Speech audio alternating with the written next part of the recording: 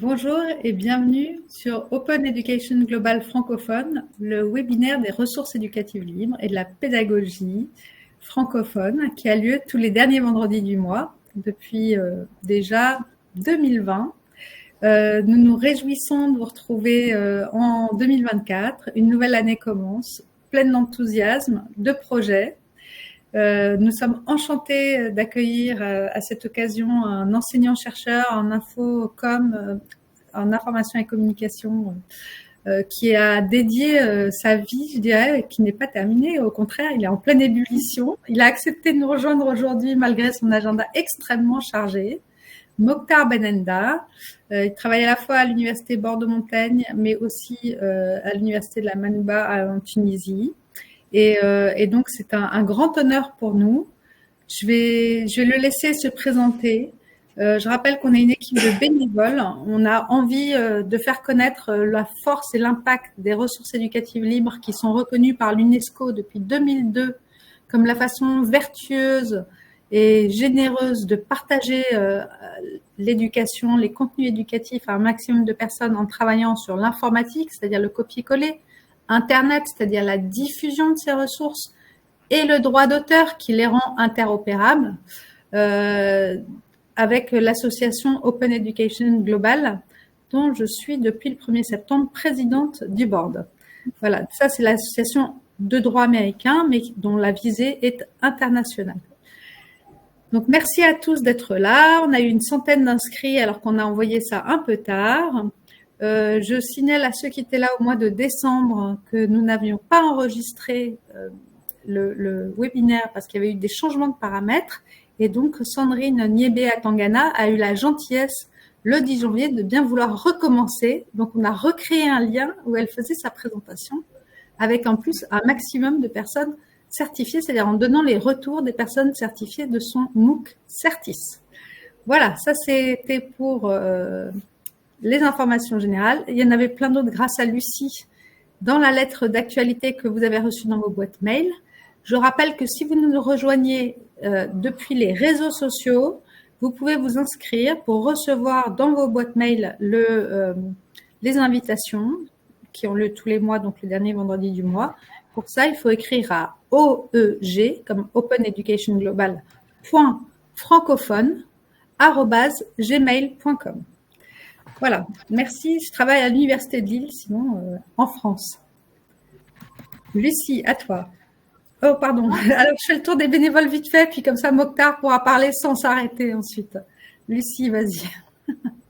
Bonjour, donc Lucie Grasset, je travaille auprès de la chaire RELIA, UNESCO RELIA, sur les ressources éducatives libres et l'intelligence artificielle. Donc, on est basé à Nantes.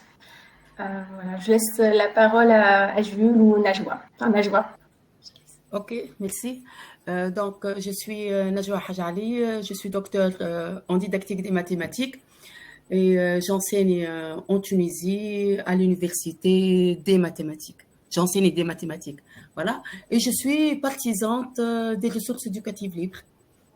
Voilà, merci. Donc, je vous cède la parole, Jules. Merci. Moi, c'est Jules Tiak-Famoué. Je suis enseignant de mathématiques et ingénieur techno-pédagogue. Et dans ce cas, j'interviens comme bénévole de l'Open Education Global francophone. J'ai eu la chance de suivre un cours du professeur Mokhtar une fois. C'était mon premier contact avec les ressources éducatives libres. C'était en avril 2020. Donc, j'étais vraiment très ému. Et c'est l'une des choses vraiment qui m'a fait vraiment intégrer l'ingénierie pédagogique. Et puis, aujourd'hui, je suis ingénieur pédagogue. Merci, professeur. Donc, je vous passe la parole, professeur, pour la suite. Eh bien, merci beaucoup. Vraiment, je suis honoré d'être là avec vous. Merci, Karine, de cette invitation qui, effectivement, comme je l'ai dit en off tout à l'heure, elle vient à un moment où vraiment, comme tu l'as dit, il y a énormément de dossiers en parallèle. Mais puisque je suis également un bénévole d'OEG, donc je me suis dit, je ne peux pas me dérober à cette invitation. Et effectivement, c'est un plaisir d'être avec vous et de faire part un peu de l'un de mes axes de travail actuellement. Comme tu l'as dit, il y a beaucoup d'axes sur lesquels je travaille qui se croisent, mais ça converge essentiellement vers cette spécialisation que j'ai, les technologies de l'information et de la communication, avec une orientation sur l'enseignement à distance. À ce titre-là, par exemple, en plus d'être enseignant à l'Université de Bordeaux, Montaigne, il faut préciser, sinon je crée un problème diplomatique, j'enseigne avec l'enseignement à distance. La moitié de mon service, c'est à distance. Donc, c'est un sujet de recherche, mais c'est également une pratique professionnelle. Et aussi, depuis plus de 15 ans maintenant, je suis expert à l'ISO, l'Organisation internationale de normalisation, au sein du sous-comité 36, chargé de normaliser les technologies éducatives et tout ce qui est numérique éducatif. Donc là, je suis conveneur d'un groupe dans ce travail-là. Et voilà, c'est un univers international qui me permet d'observer un peu les innovations dans ce domaine-là qui se font à travers des structures normatives internationales dans lesquelles il y a les industriels, il y a les gens qui travaillent sur la stratégie, la prospective, etc. Et donc, ces axes-là, donc l'enseignement à distance, mais dans l'enseignement à distance, c'est un canevas très large qui englobe beaucoup de choses, parmi lesquelles les ressources éducatives libres. C'est un domaine sur lequel, effectivement, je travaille beaucoup. J'ai publié quelques articles dans ce sens-là et j'ai 2 projets actuellement en cours avec des pays francophones pour mettre en place un peu de mécanismes de formation, de mécanismes de conception, surtout de formation sur les notions qui sont liées aux ressources éducatives libres. Comme tu l'as dit, Perrine, la notion de droit d'auteur, la notion de partage, d'interopérabilité, les métadonnées, tout ça, c'est vraiment un écosystème global dans lequel il y a énormément de choses dans lesquelles on ne peut pas juste toucher un bout. Quand on touche un bout, il faut toucher tout pour plus ou moins avoir une vue sur cet écosystème-là. Alors aujourd'hui, j'interviens sur une partie d'un projet dans lequel je suis impliqué depuis un certain temps, sur non pas les ressources éducatives libres, mais en fait, c'est le cas. C'est-à-dire, il y a un aspect sur les ressources éducatives libres, mais par l'aspect de la formation. Ça, j'ai assuré une formation dans un projet avec le Bénin. Et en même temps, je suis impliqué dans le travail avec les autorités béninoises pour la définition du cadre juridique et réglementaire de l'enseignement à distance. Donc là, c'est un domaine plus large dans lequel les REL vont émerger quelque part, parce que quand même, ils font partie de l'écosystème universitaire et de l'enseignement, et comment effectivement est-ce que cette histoire de Creative Commons, de licence, etc., s'inscrit un peu dans la dimension juridique et réglementaire. Donc, je vais essayer, donc vous me pardonnez un peu, étant donné que, vous savez, c'est pas facile de structurer un discours pendant 1 heure, ça s'appelle 1 heure, donc je dois parler au moins maximum 45 minutes pour laisser le temps aux questions-réponses, pour les discussions. Donc, il y a tellement de matière dans ce sujet-là, mais j'étais en train de travailler jusqu'à 5 minutes avant de commencer pour essayer de voir qu'est-ce que je mets, qu'est-ce que je ne mets pas, etc.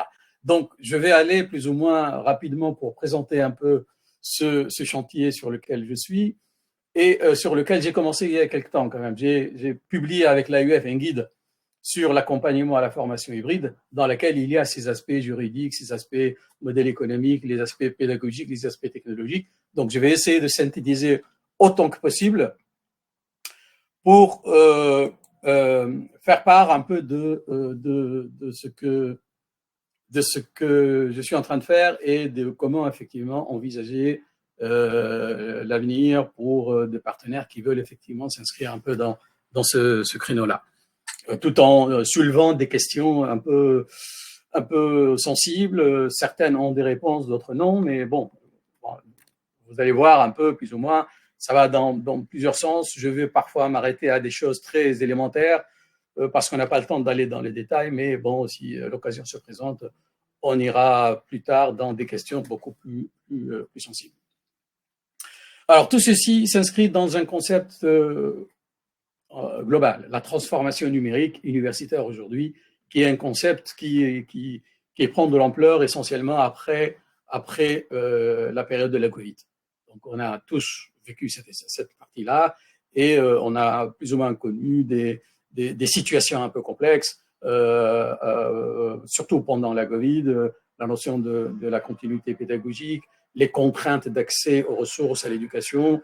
Et ça a causé vraiment un grand problème, mais ça a constitué aussi un tournant important, stratégique pour les universités, pour l'enseignement, dans le sens où la grande question à ce moment-là, et le monde entier a travaillé là-dessus, c'est que après la Covid, il ne faut pas que ça s'arrête là, qu'on revienne aux méthodes classiques. Il faut vraiment que ça devienne une culture innovante et que ça soit un tournant important dans les modalités d'enseignement. Donc, il fallait effectivement que ce soit une alternative durable et non de crise. Et pour cela, il y a une nécessité de changer un peu l'écosystème de l'enseignement.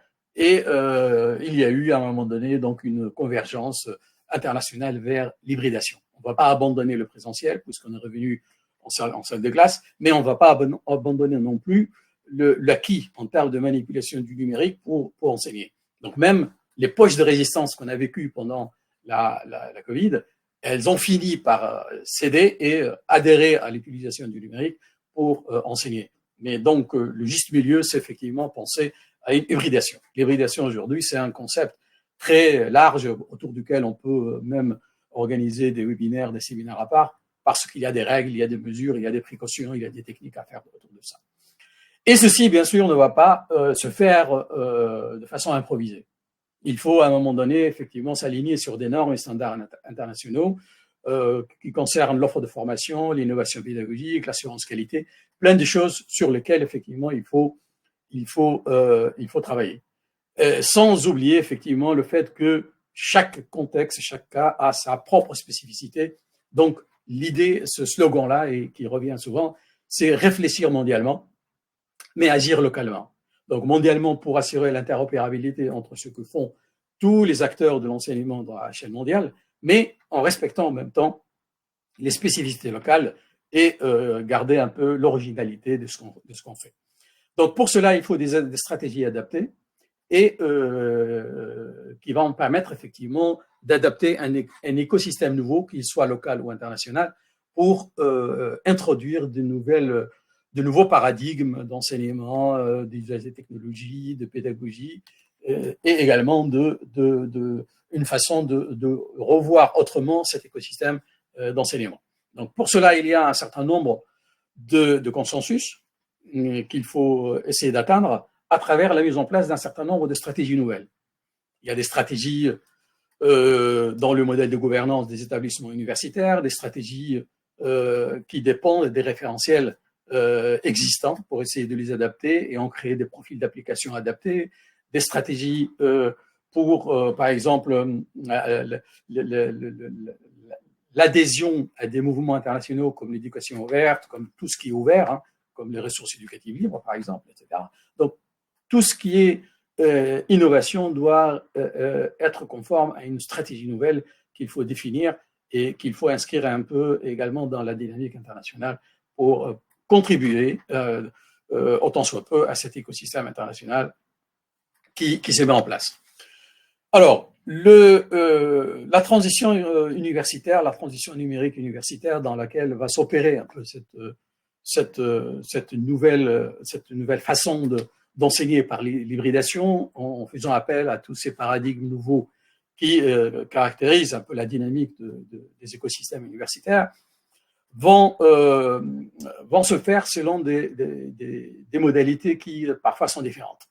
Là, on est effectivement, il y a des facteurs endogènes aux structures, mais également il y a des facteurs exogènes, dans le sens où ça dépend dans quel pays on est, ça dépend sous quelle politique universitaire on est, etc. Alors, à l'échelle mondiale, on voit actuellement que la transition universitaire est régie par deux modèles de gouvernance.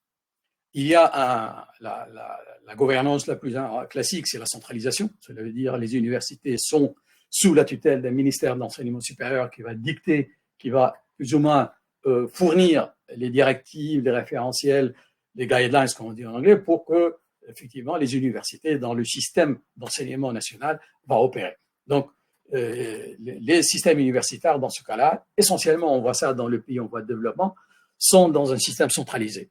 Et les universitaires attendent des directives du ministère pour agir. Dans d'autres pays, surtout dans les pays développés, on assiste de plus en plus à une autonomisation. Cela veut dire que l'autonomisation, c'est l'ensemble des compétences qui sont données à une université pour définir ses objectifs s'autogérer elle-même et définir son mode organisationnel, sa gestion budgétaire, la gestion de ses ressources humaines, le contenu de ses diplômes, de ses offres de formation, etc. Ce qu'on appelle en France la LRU, donc la loi des libertés et responsabilités universitaires. Comme vous voyez, c'est depuis 2007.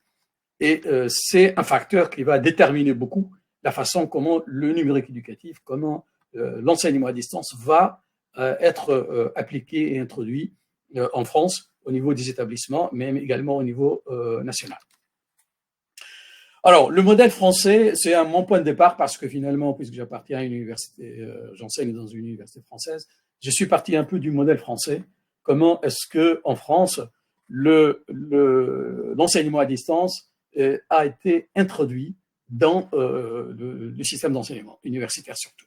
Donc là, c'est surtout l'université, comment elle s'est préparée à introduire l'enseignement à distance avec tous les questionnements possibles qui se sont posés et toutes les mesures adaptées qui ont été prises en amont pour faciliter cette progression et cette évolution vers un système d'enseignement qui reconnaît l'utilisation du numérique et qui favorise l'utilisation des technologies pour l'enseignement à distance. Alors, en fait, il y a eu un ensemble de textes, un ensemble de textes juridiques réglementaires qui ont préparé le terrain, qui commencent très loin, même si je commence par la date 2016 où, quand le Conseil national du numérique a publié une étude, une nouvelle dynamique pour la transformation numérique de l'université, c'est-à-dire depuis 2016, il y a eu cette détermination de faire en sorte à ce que l'université s'actualise par rapport à l'innovation numérique, technologique qui caractérise la société. Mais avant cela, bien sûr, il y a des textes qui ont préparé à ça, qui ont prévu comme le Code de travail, les textes, les circulaires, les lois et les décrets du ministère qui ont favorisé, dans cet esprit d'autonomisation, qui ont créé le cadre de référence pour les universités afin qu'elles s'adaptent à cela. Alors aujourd'hui, en France, on a le référentiel de transformation numérique. C'est un système en ligne auquel reviennent les universités pour mettre en place une stratégie locale de transition numérique en intégrant l'enseignement à distance. Parmi ces, vous voyez, si vous allez sur le site du référentiel de transformation numérique, vous allez trouver 6 grosses rubriques, modules, qui vont se décliner en axes et sous-axes, dans lesquels il y a les indicateurs qu'il faut appliquer pour essayer de suivre ou bien de mettre en place une stratégie d'enseignement à distance selon un référentiel national. Même s'il y a une autonomisation, une décentralisation, quand même, il faut un référentiel national qui donne les grandes lignes pour les universités afin de garantir plus ou moins une certaine homogénéité, une interopérabilité, un cadre de référence nationale qui permet aux universités d'avoir une marge d'autonomie à leur niveau. Et on va voir un peu cet aspect-là. Donc, il y a des référentiels. Donc, ce référentiel, il est très détaillé. Dans une version précédente de ma présentation, je vais dans les détails jusqu'à ce que j'arrive aux ressources éducatives, à la pédagogie, etc. Mais bon, le temps ne le permet pas. Et je signale l'existence de ce référentiel. Si certains sont intéressés, ils peuvent le découvrir.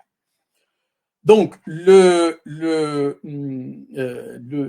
questions clés autour de cette réflexion, finalement, il y a des questions clés par lesquelles on commence à poser le problème de la transition, transformation numérique, et surtout pour aller vers l'enseignement à distance et l'enseignement hybride. D'abord, quelques questions que j'essaie de résumer. Quels sont les principes et les conséquences de l'articulation entre enseignement présentiel et enseignement à distance dans une formation hybride? Puisque l'enseignement hybride, c'est la solution plus ou moins standard.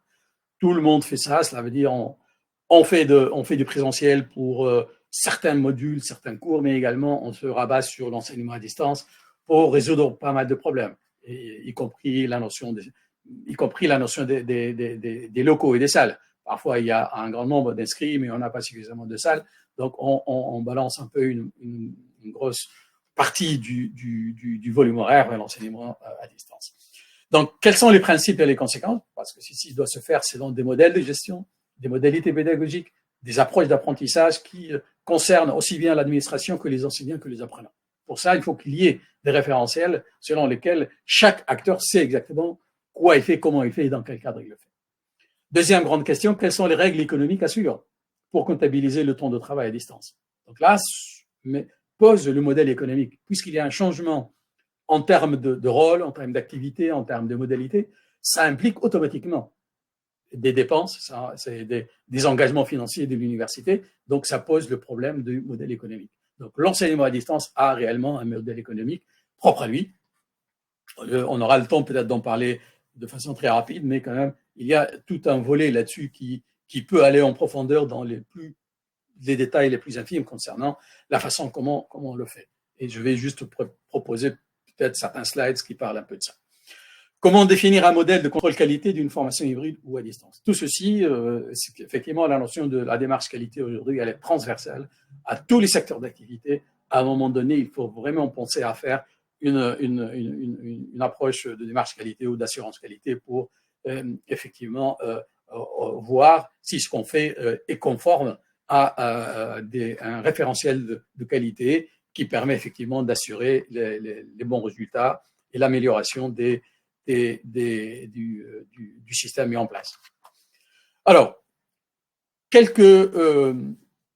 toujours pour ne pas trop m'éloigner de l'hybridation, de la notion de l'enseignement à distance, dans lequel il y a le présentiel et la distance, j'ai eu à traiter dans les différents moments du traitement de ce sujet-là, de trouver des éléments de réponse à des questions qui constituent quand même des ondes d'ombre dans le traitement, dans cette migration d'un enseignement présentiel à un enseignement à distance, et poser des questions concrètes, dans le sens où ce sont des questions soit qui ont été posées par des partenaires avec qui je travaillais, soit des choses que j'observe un peu dans ma pratique d'enseignant même, et avec mes étudiants, etc., et dans les formations que je fais.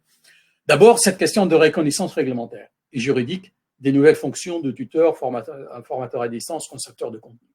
On est tous ancrés dans un modèle classique où l'enseignement, c'est lorsque le temps qu'on passe dans une classe avec des étudiants.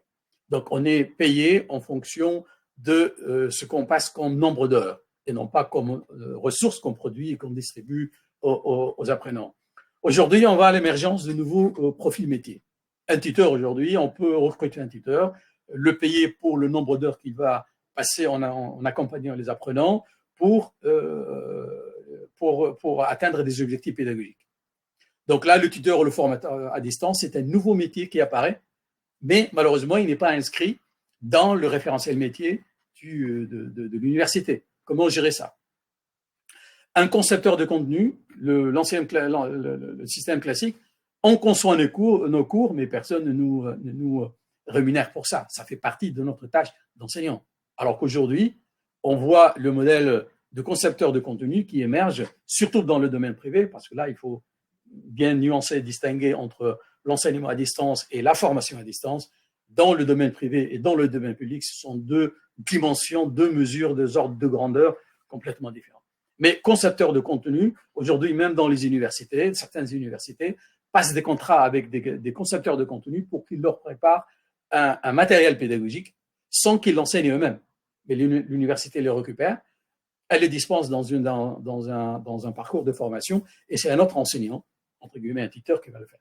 Donc, le concepteur de cours, à ce moment-là, c'est un contrat qu'on passe avec quelqu'un, un spécialiste d'une discipline qui va nous développer quelque chose. Tout ça, vous voyez, il pose un problème réglementaire. Est-ce que lorsqu'on va payer l'un ou l'autre, sur quelle base juridique on va le faire? Donc, tout ça, c'est des questions qui se posent.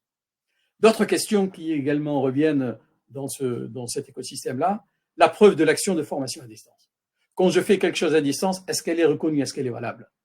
Je parle, par exemple, si j'ai fait une évaluation, je donne des cours et je fais une évaluation à distance. Est-ce que la note que je donne, elle est reconnue par l'administration? Le nombre d'heures que je passe à distance, est-ce qu'il est comptabilisé dans mon service horaire ou non? Ensuite, la garantie d'identité de l'apprenant et du formateur en ligne. Si j'ai un contrat ou bien un enseignant dit, ou bien dans son service, il dit qu'il fait tel nombre d'heures à distance, l'administration peut se poser la question, mais quelle est la preuve que j'ai de ça? Vous voyez, c'est une série de questions. Les paramètres de calcul de temps de formation en ligne. Combien je peux comptabiliser, comment je peux comptabiliser le temps que passe un enseignant à faire un tutorat à distance. Donc, tout ça, c'est des questions qui posent des points d'interrogation et pour lesquels il faut trouver une solution. Le barème de calcul de l'heure de travail de l'enseignement à distance. Aujourd'hui, essentiellement, on se rabat sur le présentiel.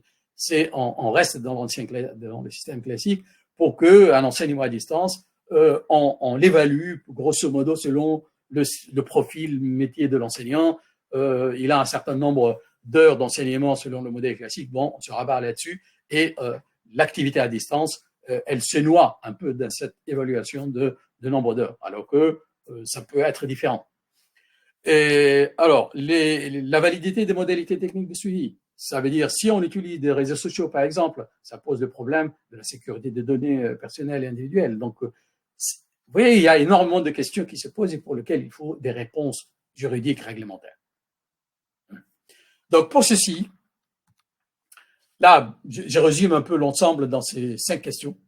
Comment mesurer la charge de travail à distance des enseignants? Comment évaluer les étudiants dans une formation à distance? Comment garantir la qualité de travail à distance des enseignants? Quel modèle économique pour l'enseignement à distance? Et quelle démarche d'assurance qualité? Donc, ces éléments-là, bon, j'ai développé des éléments de réponse dans un guide que j'ai publié avec l'AEF, mais qui, effectivement, constitue des axes d'intervention parce que chaque point lui-même constitue une matière dense autour de laquelle on peut produire beaucoup de choses.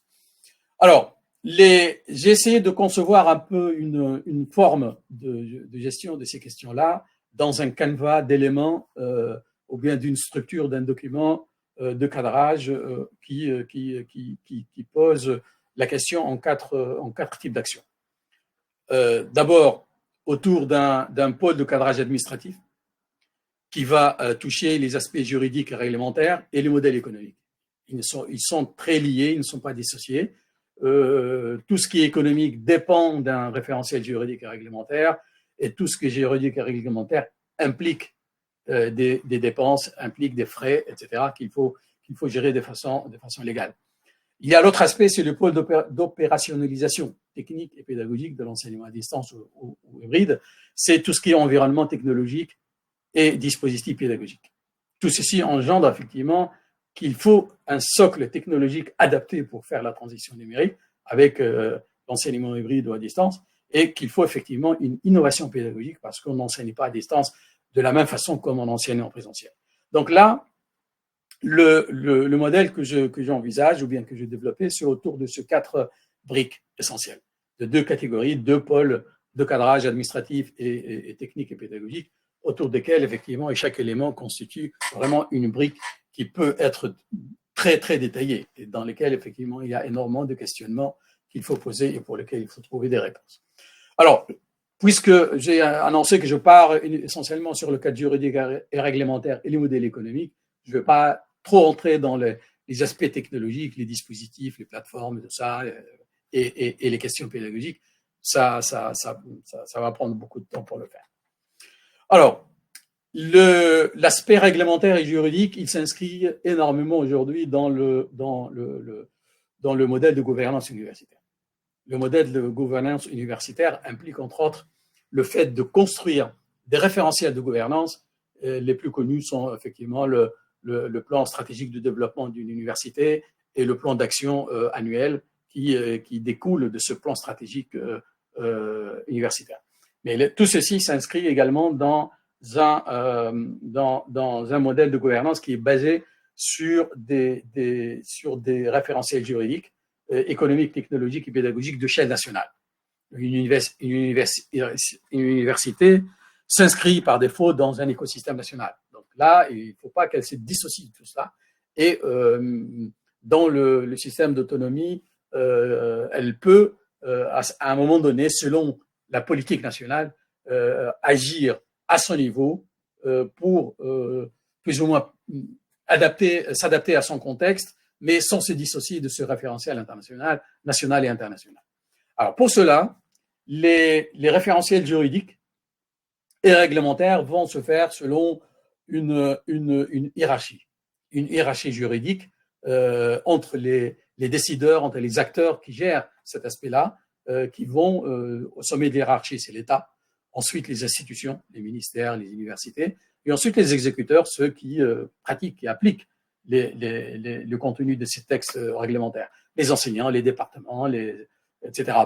Ça peut même être l'université elle-même qui exécute une directive ou bien un référentiel ministériel.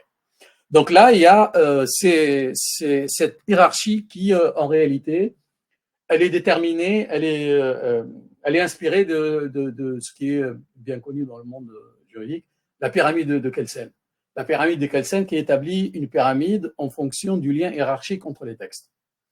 Et cette pyramide, au sommet de laquelle il va y avoir la constitution dans un pays, en dessous desquelles il va y avoir les conventions, et ensuite les lois organiques, ensuite il y a un niveau inférieur qui va jusqu'au bas de la pyramide. Là, on va trouver les documents réglementaires dans une université, par exemple, le règlement intérieur, les chartes, les règles de bonnes pratiques, etc.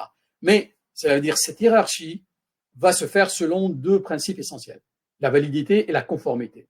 La validité, ça veut dire que chaque texte tire sa validité de celui qui lui est supérieur. Un texte ne peut pas contredire ce qui est dit dans un texte de référence supérieur à lui. Donc là, cette pyramide, il faut la respecter en termes de validité. La conformité veut dire que chaque texte doit être conforme à celui qui lui est supérieur aussi. Donc deux exigences essentielles dans tout ce qu'on produit en termes de textes juridiques et réglementaires. Moi, personnellement, même, je ne sais pas si ce n'est pas la séparation est claire, tout ce qui est juridique et réglementaire, je le mets au niveau de l'État, au niveau des ministères. Tout ce qui est réglementaire, je le mets au niveau des établissements universitaires. Ce sont les documents de gouvernance interne. Un règlement intérieur, même si une université peut produire des textes du niveau rectorat ou du niveau ministère, mais bon, là, je ne suis pas juriste pour le savoir, mais c'est que finalement, l'université, dans un système d'autonomie, a la marge de produire des textes internes qui gèrent sa façon de fonctionnement interne, mais sans se détacher des textes de référence qui lui sont supérieurs en termes de ministère. Le ministère lui-même, il respecte la Constitution et ça crée cette pyramide juridique et réglementaire autour de laquelle vont fonctionner les instances et les établissements de l'État, etc. Alors, pour schématiser un peu tout ça, ce schéma qui représente un peu le ministère au sommet de la pyramide, qui va produire des documents juridiques, type loi ministérielle, décret, circulaire, règlement, qui vont tomber ou bien proposer un cadre général pour les universités qui vont développer leurs documents de gouvernance interne, le plan de développement stratégique, un plan d'action, le règlement intérieur, les conventions, les assurances qualité, et tout ça, ce qu'on appelle les documents réglementaires. Ces documents réglementaires vont servir aux acteurs du terrain, les enseignants, les départements, les informaticiens, etc., dans la structure, qui vont produire leurs propres documents techniques pour travailler. Les codes de bonne pratique, les chartes numériques, les référentiels d'usage du numérique, les référentiels des compétences, documents de travail d'un département, les guides, les tutoriels, tout ça vraiment, ça complète un peu ce paysage général de documents de référence qui vont selon cette pyramide du haut vers le bas ou bien du bas vers le haut, dans un système universitaire décentralisé ou bien dans lequel il y a une certaine autonomie. On observe parfois une dynamique à double sens. Le ministère qui émet des textes génériques qui vont tomber vers les universités vont s'en inspirer pour créer leurs documents, et les documents créés à l'université vont vers les enseignants, vers les praticiens du terrain qui vont s'en inspirer pour travailler. En même temps, dans une logique inverse, les besoins du terrain peuvent être exprimés sous forme de recommandations, de forme de demandes qui vont monter à l'université, au conseil de l'université, qui va en faire un document de cadrage à faire remonter également dans les instances de l'université, du ministère, pour créer ce besoin-là. Et là, c'est une dynamique circulaire qui permet effectivement au système universitaire de fonctionner du point de vue juridique, du point de vue réglementaire et d'autres points de vue, bien entendu, étant donné que c'est une dynamique circulaire qui fonctionne. Dans les systèmes centralisés, ça va dans un seul sens.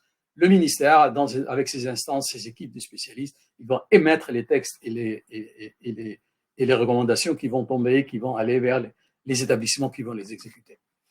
Alors, en France, il y a une série quand même pour montrer un peu cette articulation entre les textes.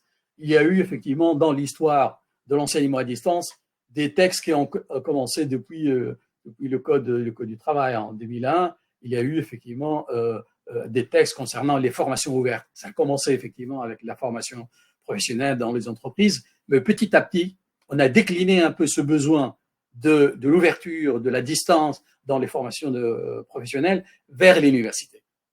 Petit à petit, l'université s'est approprié ce concept-là. Elle l'a introduit petit à petit jusqu'en 2017, où il y a eu le fameux décret de 2017 relatif à la mise à disposition d'enseignement à distance. Donc, vous voyez, ce n'est plus une formation ouverte ou un autre terme. On utilise le terme enseignement à distance dans les établissements d'enseignement supérieur.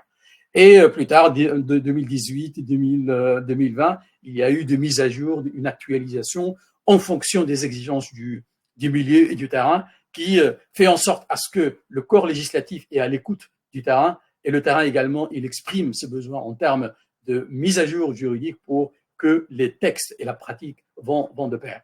Donc là, c'est une dynamique cohérente dans laquelle le législateur et la communauté de pratique sont en synergie, qui permettent effectivement de faire évoluer un domaine de façon plus ou moins cohérente.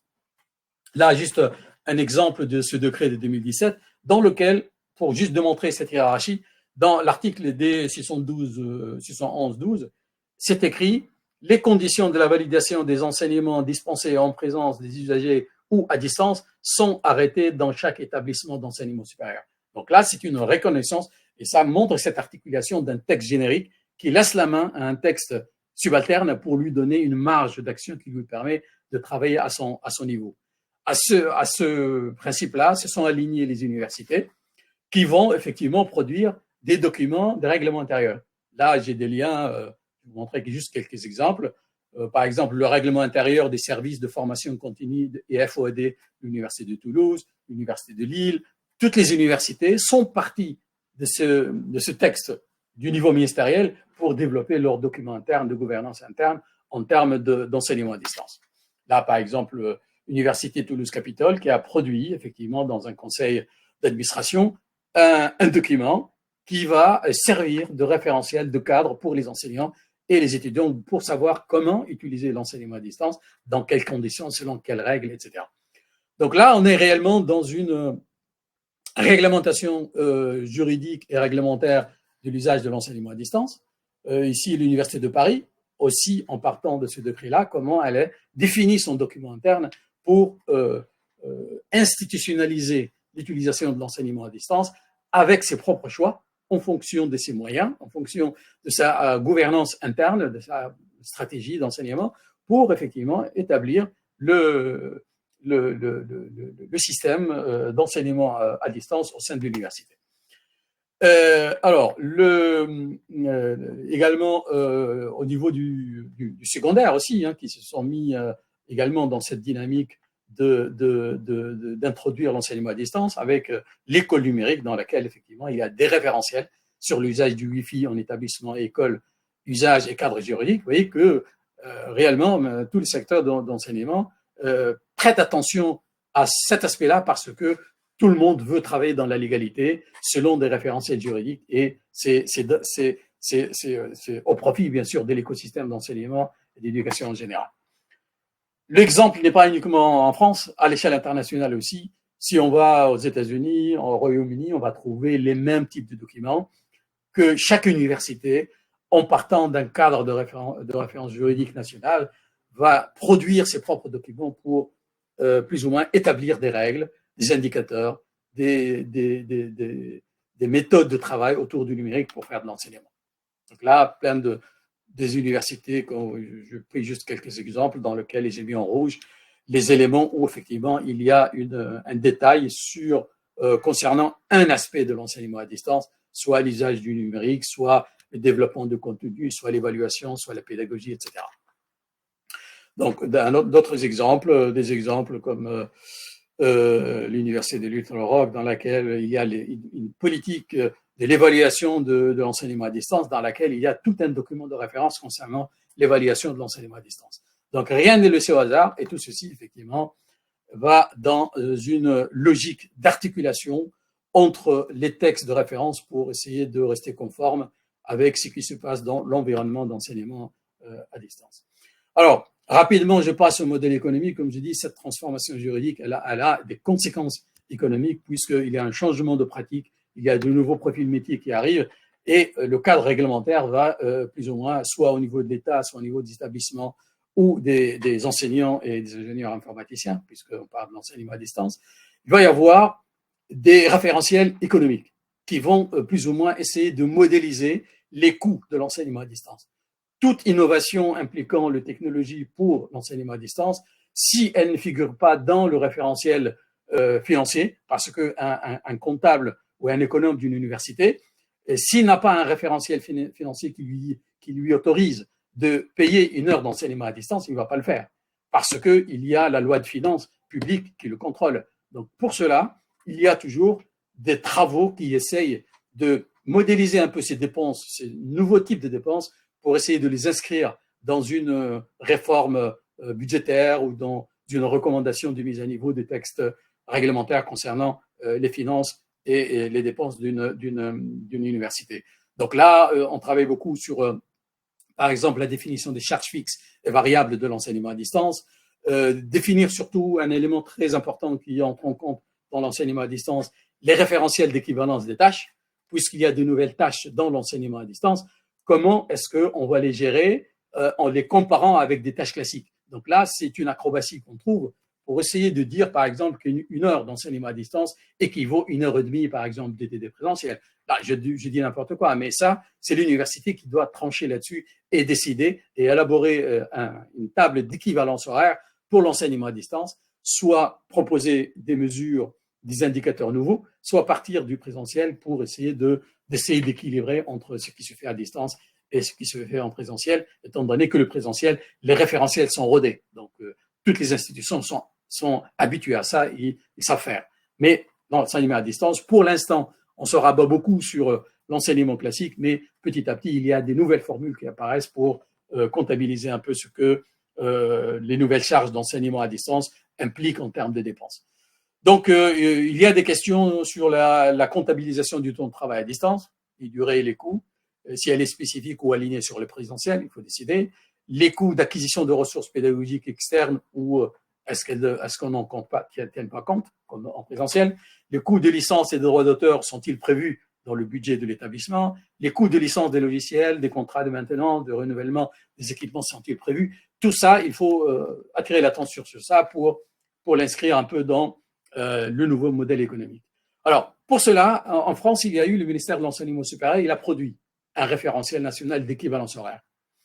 Il y a eu, on travaillait dans les universités jusqu'à 2019 sur le référentiel de 2010.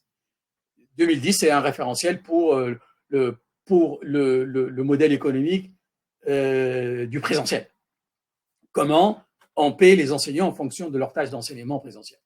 Là, avec l'enseignement à distance, il fallait trouver une alternative pour enrichir ça.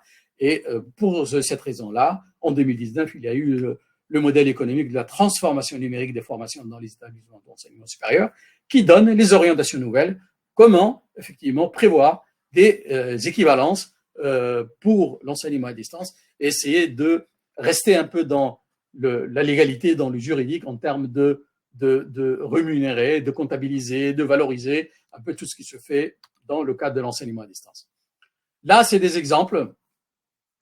Parmi les mesures à prendre pour calculer les coûts d'un enseignement à distance, par exemple, c'est une mesure par laquelle on peut commencer, c'est élaborer une cartographie complète des activités de la formation et les tâches respectives afin d'identifier les coûts. Donc, on élabore quelles sont les activités de la formation à distance et à ce moment-là, on peut discuter ou bien trouver des références appropriées pour comptabiliser du point de vue coûts et finances de ces activités. Utiliser les questionnaires et les entretiens pour modéliser la structure des activités. C'est très important d'impliquer les enseignants pour effectivement avoir un retour de leur part pour quantifier quelque part le facteur temps qu'ils investissent dans le travail à distance pour avoir une idée sur la charge de travail qu'ils font afin de trouver un équivalent financier et budgétaire. Ensuite, proposer un ensemble de catégories d'activités jugées consommatrices de charges spécifiques et communes. Donc, il y a des charges directes, indirectes, fixes, variables qu'il faut dresser dans un tableau et qu'il faut entrer un peu dans les coûts d'un enseignement à distance parce qu'un enseignement à distance, il peut coûter beaucoup au début, mais à travers les années, ça va coûter moins, étant donné qu'il y a des investissements logistiques qui ont été faits une fois pour toutes, et ce sera, on va travailler uniquement avec les charges et les coûts variables. Donc, les charges fixes ont été plus ou moins, ou bien l'inverse, déterminées à un moment donné. Et pour cela, bien sûr, ça va venir dans un document référentiel d'équivalence horaire aussi, qui est très important pour dire, par exemple, 1 heure, comme vous voyez ici dans l'exemple à côté, 1h30 de TD pour une vidéo audio ou podcast de 10 minutes équivaut, par exemple, à 1 heure ou 2 heures de TD présentiel. Donc là, c'est des ordres de grandeur que l'université doit définir pour que l'enseignant sache exactement à quoi s'en prendre. Là, c'est également très important parce que dans un exemple que j'ai vécu en Afrique, ça a créé un grand problème avec les syndicats. L'université a établi cet ordre de grandeur, les enseignants n'ont pas accepté, ils sont remontés au syndicat et c'est la grève. Donc, vous voyez que c'est très sensible, très délicat. Donc, finalement, c'est des documents d'importance stratégique qu'il faut établir avec beaucoup de précautions.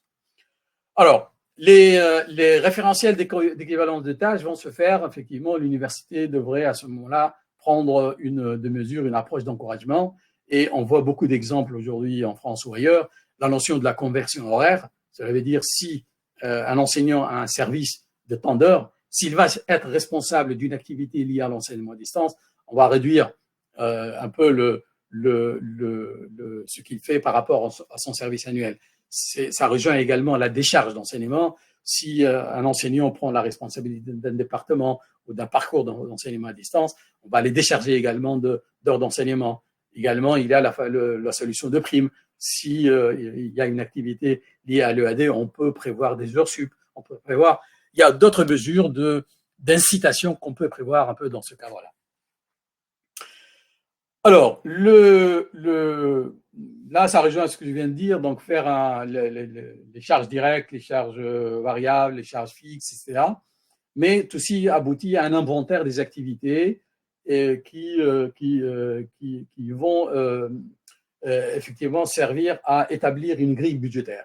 L'établissement doit fixer ces charges-là pour que ce soit une référence pour les enseignants, pour les administrateurs, pour la gestion financière de l'établissement, etc. Donc là, dès le début, on sait exactement combien ça va coûter. Donc là, ça résout le problème du modèle économique. Alors, pour synthétiser, je suppose que je ne sais pas si je suis dans le temps. C'est parfait. Je propose quelques recommandations. Ok, je propose quelques recommandations sur le plan réglementaire. Donc ça, c'est une synthèse, comme j'ai dit. Vous voyez, parfois, je lis en détail un diapo, parfois non, mais j'essaye de retrouver un cheminement dans le scénario de l'exposé que je fais. Donc, je fais une synthèse pour la consolidation de la transformation numérique. Donc, vous voyez, les concepts s'imbriquent l'un dans l'autre. Parfois, j'en parle d'enseignement à distance, je remonte à la transformation numérique, vous voyez, donc je vais au modèle économique, texte de référentiel juridique et réglementaire. Vous voyez la complexité de l'écosystème dans lequel tout est articulé. Et bon, on peut pas en faire un exposé parcellaire en ignorant certains aspects parce que ça se complète. Et on peut pas tout aborder parce qu'on n'a pas le temps de le faire. Mais j'essaie, plus ou moins de faire l'essentiel de ce qui concerne le sujet en termes d'éléments essentiels. Et je termine avec ces recommandations-là. Sur le plan réglementaire, j'en ferai sur le plan économique. J'en ferai pas sur le plan pédagogique et technologique parce que c'est pas inscrit un peu dans l'objectif de cette intervention. Mais également, ils ont également un aspect très détaillé à traiter concernant ces deux aspects-là. Je vais en parler rapidement à la fin peut-être. Alors, les recommandations sur le plan réglementaire, c'est intégrer la transition numérique aux documents de gouvernance. Ça, c'est très important. Personnellement, j'ai beaucoup travaillé sur cette recommandation avec le Vietnam, parce que j'ai beaucoup travaillé en Asie du Sud-Est sur cet aspect-là. Et j'ai travaillé beaucoup avec le ministère de l'Enseignement supérieur, qui, au bout d'un certain temps, avec bien sûr l'intervention de l'AUF, la confrasie qui est la conférence des recteurs des universités de l'Asie du Sud-Est, qui ont été et ont joué le rôle de relais avec le ministère, parce qu'on a travaillé avec eux et on a plus ou moins proposé ce nombre de recommandations. Et ils ont discuté avec le ministère et le ministère, il a produit une circulaire concernant l'enseignement à distance dans lequel il y a eu tous les aspects politiques, stratégiques, juridiques qu'on a recommandés pour permettre aux universités de travailler dans une transparence et dans une légalité totale.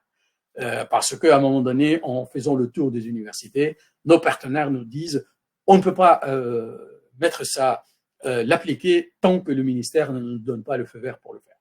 Donc, dans cette logique de pyramide, le ministère il a émis son circulaire avec les grandes lignes très génériques. Les universités derrière se sont immédiatement appropriées le texte et ils ont développé leur document de règlement interne dans lequel ils ont finalement statué et plus ou moins officialisé ces concepts-là, l'usage de l'enseignement à distance à travers les documents de gouvernance qu'ils ont. Les documents de gouvernance des universités, comme je rappelle, c'est le référentiel ou bien le plan stratégique de développement dans lequel l'université élabore sa stratégie de gouvernance sur le long terme. Et chaque plan stratégique de développement se décline pour une université en plan d'action annuel. Chaque année, qu'est-ce qu'elle fait? Donc, les deux sont vraiment des outils de gouvernance universitaire qui peuvent être complétés avec un document de référence plus générique, c'est le plan stratégique de la prospective. C'est un élément sur lequel également on a travaillé avec la Confrasie pour élaborer un guide comment les universités mettent en action, appliquent une stratégie de prospective sur le long terme, sur 20, 30, 50 années. Et à ce moment-là, un plan de prospective ne changera pas, même s'il y a un changement d'équipe présidentielle, etc. Il y a une stratégie générale de l'université qui vise le très long terme. Chaque président peut plus tard transformer un peu le plan stratégique de développement en ajoutant quelque chose qui va à l'air du temps, qu'il juge stratégiquement importante, mais il ne touche pas le plan de la prospective. Le plan d'action change chaque année et essaye de concrétiser, de rendre opérationnel les orientations et les tendances du plan stratégique de développement au sein de l'université. Alors, la transition numérique et l'enseignement à distance, il est recommandé qu'il soit inscrit dans le document de gouvernance de l'université et que ce ne soit pas une initiative sans un cadre, un socle juridique réglementaire qui la consolide et qui lui donne une notoriété, une autorité, une forme de légalité que les enseignants, que les administrateurs, que les chefs de département vont appliquer sans craindre le fait qu'ils soient sanctionnés parce que ce n'est pas réglementé. Ensuite, produire un cadre de référence interne pour la transformation numérique, les aspects, les actions, les moyens, les acteurs, les responsabilités, gestion de risque, les produits, les livrables, tout ça doit venir dans un document qui concerne la transformation numérique. Donc là, ce document-là, bien sûr, qui s'inspire des recommandations du document de gouvernance, va détailler un peu plus. Donc, il donne des éléments sur les actions, les moyens, les acteurs, etc. Et ça constitue un complément pour le panel de documents de référence qui vont faciliter la gouvernance, le fonctionnement de l'université sur l'aspect de l'enseignement à distance. Et ceci, bien sûr, je le détaille soit avec ce schéma-là, soit avec les éléments de consolidation de la transition avec des textes spécialisés, règlement intérieur du numérique, charte de bonnes pratiques du numérique, mesures de sécurité et de protection des données privées, directives sur l'intégrité académique et des droits d'auteur, le plagiat, les violations des droits d'auteur, directives sur le logiciel ouvert et les ressources éducatives libres, consignes sur les pratiques de la valorisation de la recherche par le numérique, définir une politique de formation continue du personnel. Vous voyez que rien ne doit rester au hasard. Même pour la mise à niveau des enseignants pour l'utilisation du numérique pour enseigner, il faut qu'il y ait une stratégie de formation continue du personnel pour effectivement faire en sorte à ce que tous les acteurs de l'écosystème soient à jour afin que cet objectif de transformation numérique, d'enseignement à distance et d'enseignement hybride soit plus ou moins consolidé par des textes de référence juridiques et réglementaires. Alors, des recommandations sur le modèle économique, toujours dans la synthèse, c'est prévoir un inventaire des tâches numériques fixes, variables, directes et indirectes. Il y a un inventaire qui dit l'enseignement à distance implique ça, ça, ça et ça.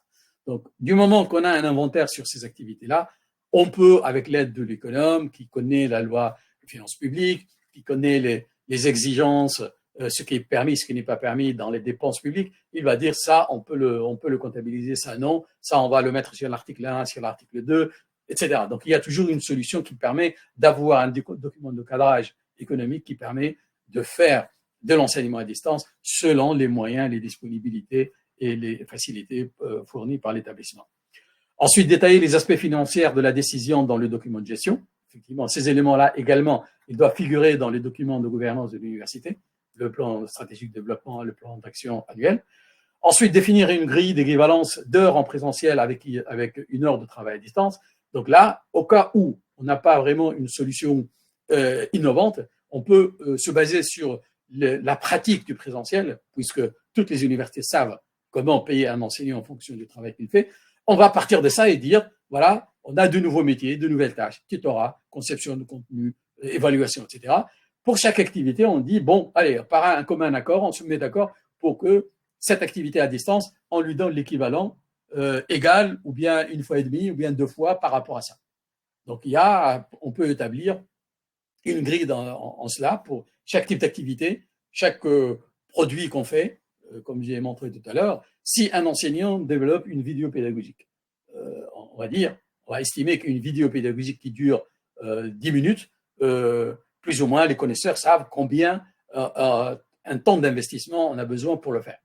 Donc là, approximativement, et à ce moment-là, on juge combien tant d'heures pour faire une vidéo pédagogique de 10 minutes, combien on lui donne un équivalent d'heures d'enseignement présentiel. Donc voilà, donc c'est des stratégies qu'il faut mettre en place.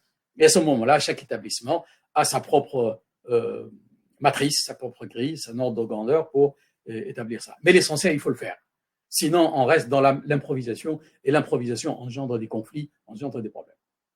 Donc là, également, ça rejoint la politique d'incitation. C'est très important également, en plus de faire l'équivalence des heures de travail à distance, il faut également prévoir des politiques d'incitation avec cette stratégie de conversion, des primes, des heures sup pour les tâches d'activité numérique, comme la responsabilisation d'un parcours, un chargé de mission pour le numérique. Il y a énormément de ces tâches-là, et du moment qu'elles sont définies, on peut également prévoir quel mécanisme d'incitation ou bien d'équivalence qui correspond à cette activité-là. Voilà. Donc, alors, j'ai dit tout à l'heure que le modèle que je proposais, il est en 4 briques. Juridique, réglementaire, modèle économique, mais également il y a le socle technologique. J'en ai pas parlé, mais je l'intègre ici en termes de recommandations. L'enseignement à distance a besoin d'un socle technologique approprié qui permet effectivement d'assurer à ce que l'enseignement à distance, en termes de plateforme, en termes de contenu, de ressources, fonctionne de façon transparente pour l'enseignant, pour les apprenants, etc. Donc, pour cela, effectivement, il y a quelques consignes et quelques choix à faire en termes de choix de développement du socle technologique pour le faire. Là, je vais un peu fort pour proposer des environnements assez sophistiqués en termes des dispositifs. En fait, je suis parti un peu de mon expérience universitaire à Bordeaux, comme dans toutes les universités françaises. On a tous des environnements numériques de travail, avec tout ce qu'il faut en termes de briques, de gestion administrative, financière, pédagogique, gestion de ressources humaines, etc. Et tous sont intégrés dans un système interopérable qui permet à ce qu'il y ait un workflow, qu'il y ait une complémentarité entre les services et une saisie unique de données. Et lorsque il y a la fiche de l'enseignant, elle va se retrouver chez l'économe pour payer le salaire, elle va se trouver chez les ressources humaines pour savoir le service en termes d'heures, elle va se trouver chez tout le monde. Donc finalement, c'est un système modulaire qui va fonctionner avec des passerelles entre les différentes rubriques pour travailler ça. Donc l'enseignement à distance fait partie d'un écosystème technologique dans lequel les résultats de l'enseignement à distance sont récupérés par l'administration pour comptabiliser les notes et donner les diplômes. Donc, vous voyez, c'est c'est un peu, il y a des paliers pour ça. C'est-à-dire, on peut travailler avec un minima en termes de ressources pour faire de l'enseignement à distance, mais ce serait idéal de progresser, d'avoir en perspective cet horizon de mettre en place un écosystème numérique qui permet effectivement de faciliter l'enseignement à distance et tenir compte un peu des innovations technologiques qui se mettent en place comme l'Internet des objets, les réseaux 5G, 6G, les big data, le learning analytics aujourd'hui, et aujourd'hui à la mode l'intelligence artificielle qui effectivement traverse un peu tout le secteur d'activité, y compris l'enseignement à distance. Alors sur le plan pédagogique également, c'est un autre volet sur lequel il y a beaucoup de choses à dire, mais l'essentiel dans ce cas-là, c'est institutionnaliser la séparation des tâches pédagogiques, reconnaître le rôle des tuteurs, reconnaître le rôle de concepteur de contenu, d'assistant pédagogique, d'ingénieur pédagogique, d'évaluateur. Il y a ces métiers-là qui émergent et qui ont leur rôle aujourd'hui dans l'écosystème d'enseignement à distance et hybride. Donc, ne pas les négliger parce qu'on pourra avoir un jour besoin. Donc, ce serait important de les prévoir un peu dans une transformation, dans une mise à niveau de l'écosystème universitaire pour que le jour où on aura besoin d'avoir un concepteur de contenu, on a un document juridique qui nous permet de le faire et de le payer pour ça. Également, dans les recommandations sur le plan pédagogique, introduire aussi des nouveaux concepts en termes de matériel et de ressources d'apprentissage, parce que jusqu'à maintenant, dans le système classique, c'est un article qu'on copie dans une revue, c'est un polycopier, c'est au meilleur des cas, c'est un lien vers YouTube, de ressources sur Internet. Donc là, aujourd'hui, dans la scénarisation pédagogique, l'enseignement à distance, le concept des scénarios pédagogiques et des supports de la pédagogie active ne sont pas très développés. On en parle sur le plan théorique, on fait des formations sur quoi un scénario pédagogique avec le tableau qui va déterminer une heure, comment elle est segmentée, les débuts, au milieu, etc. Ce que fait l'enseignant, ce que fait l'apprenant, quelles sont les modalités, quels sont les outils, quels sont les résultats. On ne voit pas ça beaucoup, même ici en France. On n'a pas un enseignant qui a sa fiche de scénario pédagogique pour une séance. Alors que c'est fondamentalement important actuellement et ça vient avec l'innovation pédagogique qui s'installe autour de la pédagogie active et des modalités nouvelles qui accompagnent l'enseignement à distance. Et surtout, focaliser sur le matériel d'apprentissage qui ne doit pas rester une copie de ce qu'on fait dans le présentiel. Aujourd'hui, moi je vois beaucoup quand je fais mes tournées dans les établissements universitaires qui sont en train de migrer, de voir les enseignants qui utilisent la vidéo, qu'ils appellent vidéo pédagogique, mais une vidéo qui se résume à mettre un téléphone en face de soi et de parler comme je suis en train de faire un enregistrement d'une heure ou d'une demi-heure et il met ça sur la plateforme et voilà, c'est une ressource d'enseignement. Alors que ce n'est pas le cas du tout. Une vidéo enregistrée un peu comme ça, sous forme d'un cours magistral en amphi, mais au lieu de l'amphi, c'est une capsule vidéo, ça n'a aucune importance pédagogique tant qu'elle n'est pas associée avec des activités, tant qu'il n'y a pas une interactivité avec les apprenants.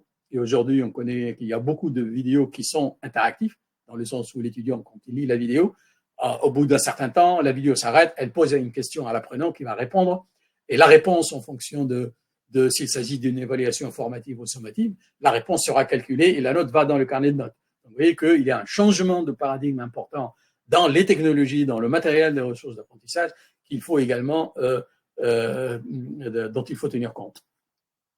Et il y a d'autres façons, d'autres habitudes, plus ou moins, qui sont un peu ancrées dans cette phase transitoire. Je vois beaucoup sur les plateformes d'établissements qui se mettent à l'enseignement à distance, l'utilisation abusive des supports PDF et des QCM, des quiz, comme étant quasiment les seules solutions qui permettent de faire un enseignement à distance, soi-disant pour faire de l'hybridation.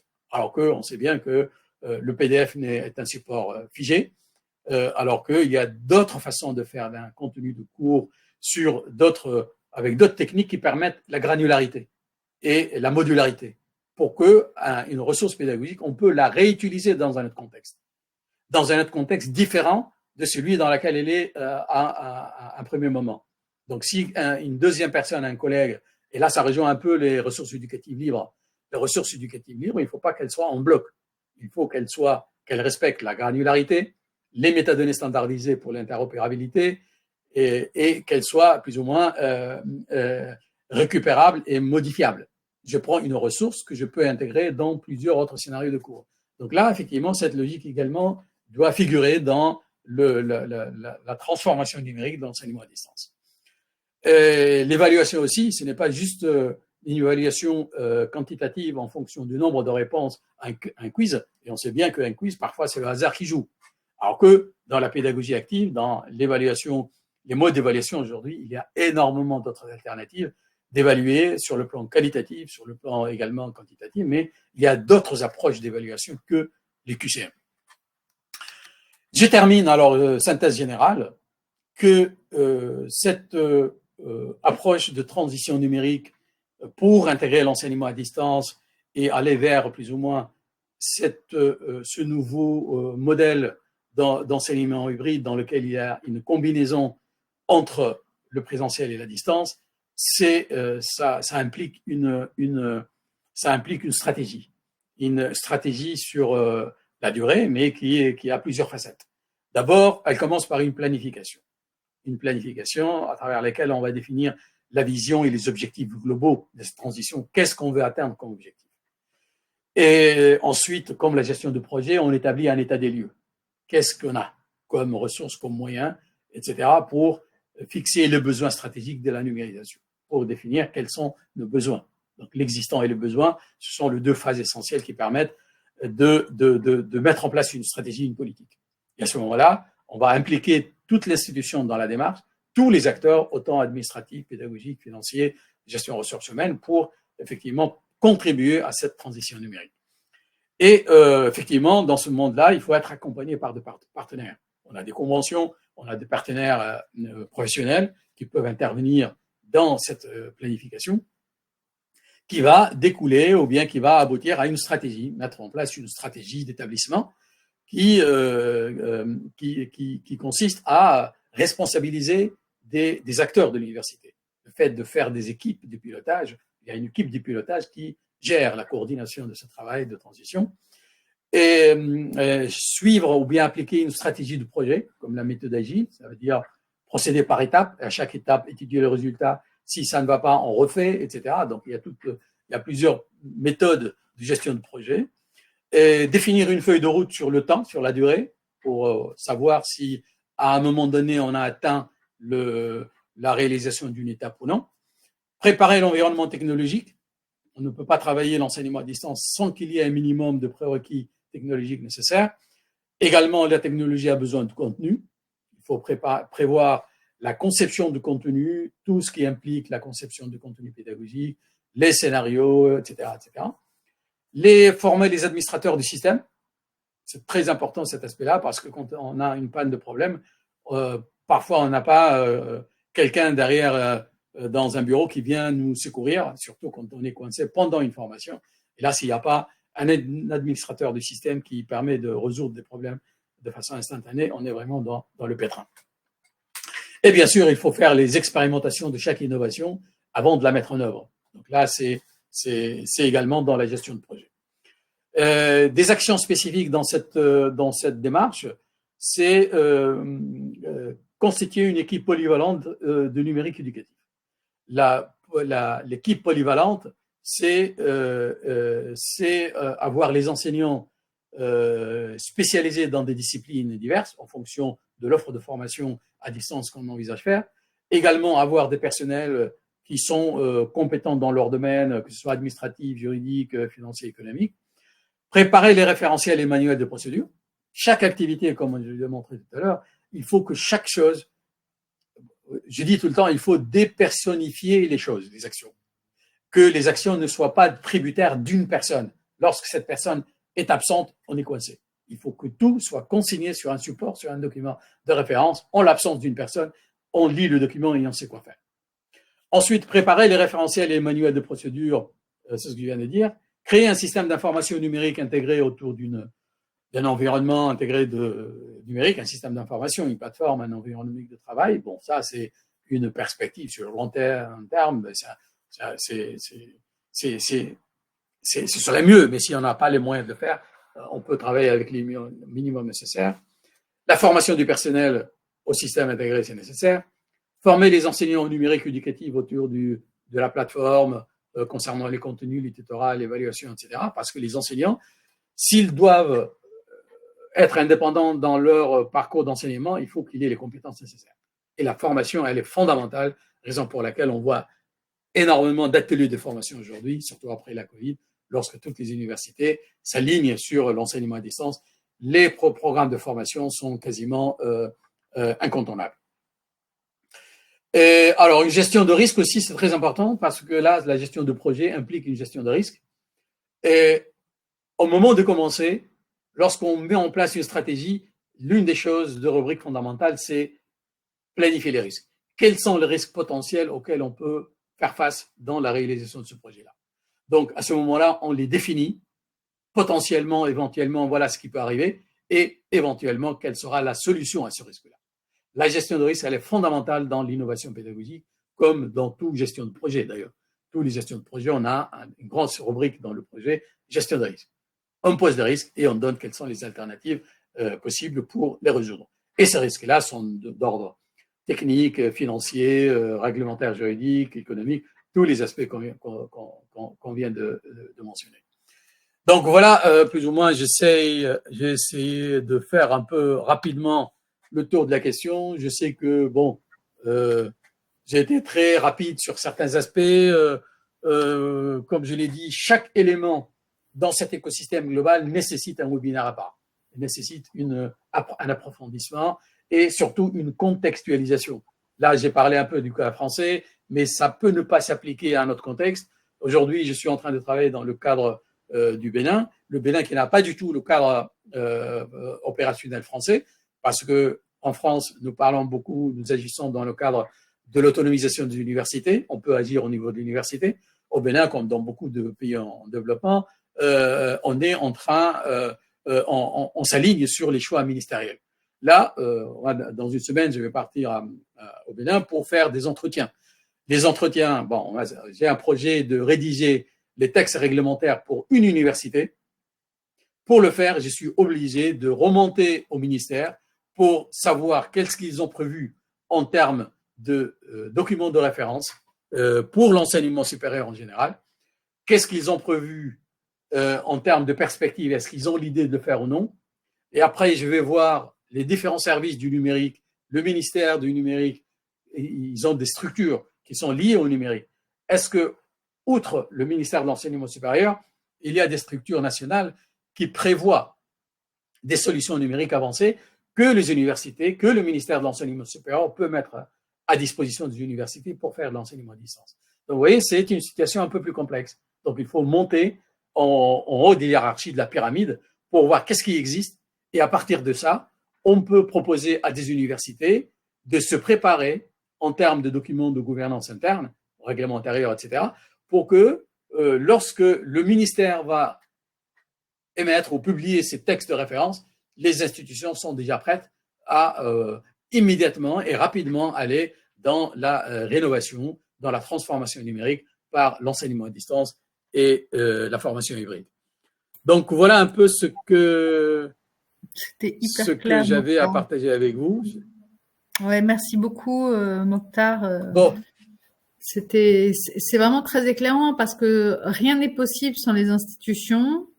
Et en revanche, sur Internet, dès que les personnes peuvent s'y balader, parce que c'est pas le cas de tout le monde dans des pays où l'accès à l'électricité et aux bons dispositifs et à Internet n'est pas facile, c'est pas évident, mais dès que c'est possible, on voit toutes sortes de gens faire de la pédagogie, mais ça, c'est pas institutionnel, c'est-à-dire qu'on peut effectivement trouver des vidéos très bien faites sur certaines choses, mais c'est pas ce qui nous donne un cursus complet avec une certification à la fin et accès au marché de l'emploi. Et c'est vraiment la rencontre de deux mondes, les gens qui s'y sont mis sur le tas et les enseignants qui considèrent que c'est pas toujours leur métier en fait d'apprendre à devenir chef de projet numérique. Et parmi la gestion des risques, moi ce que je remarque surtout, enfin quand j'ai vu ça, c'est la persévérance. Et le fait d'avoir une vision très long terme qui permet d'avancer parce que Si les personnes veulent des solutions en 3 ans, enfin, il faut se donner des étapes, évidemment, il faut arriver déjà à des premiers résultats en 3 ans, mais c'est vraiment sur le long terme qu'on voit une différence. C'est au bout de 20 ans que c'est complètement dans les mœurs de tout le monde et que ça semble évident et que les enseignants sont formés. Mais si on n'a pas commencé à un moment en se disant, on se donne le temps, on y met les moyens tous les ans, on n'a que des hauts et des bas, des remises en cause, disant que c'est pas exactement ce qu'il fallait faire.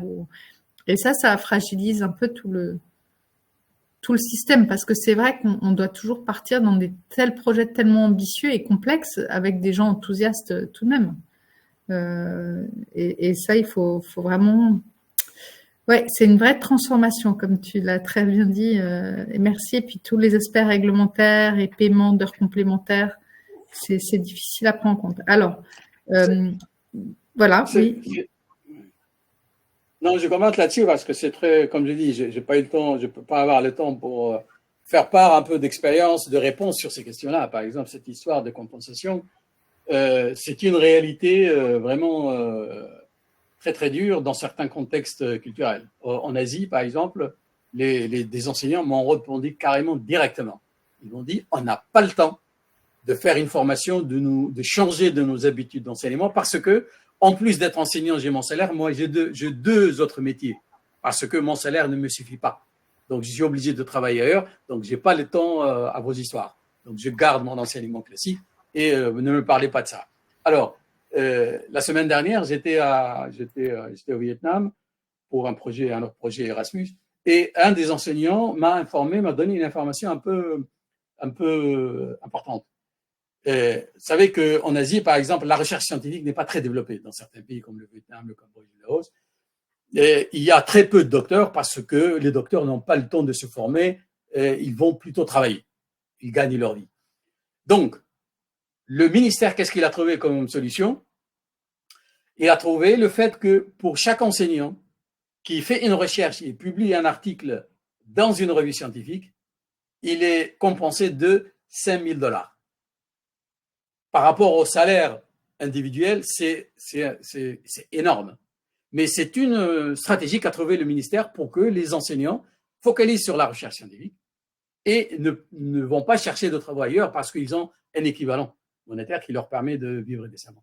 Donc, du coup, c'est des politiques nationales, politiques financières, budgétaires qui doivent se mettre en place comme au niveau des institutions pour trouver cette notion d'heure sup ou bien de conversion de chargé de mission et donner une incitation financière budgétaire ou autre, ou une valorisation professionnelle. Pourquoi pas? Chaque pays a ses règles dans ce sens-là. Alors, il y a énormément de questions. Donc, je propose, je vais laisser, si Lucie, Jules ou Najwa ont quelque chose à dire, mais je vais te laisser les découvrir pour choisir les questions auxquelles tu veux répondre. Parce que d'abord, tu as présenté tellement de choses qu'il y a peut-être des réponses que tu as déjà données. Et ensuite, tu vas pas réussir à tout dire. Donc, est-ce que les autres, Lucie, Najwa, Jules, est-ce que vous avez des commentaires à faire en attendant que Mokhtar lise les questions?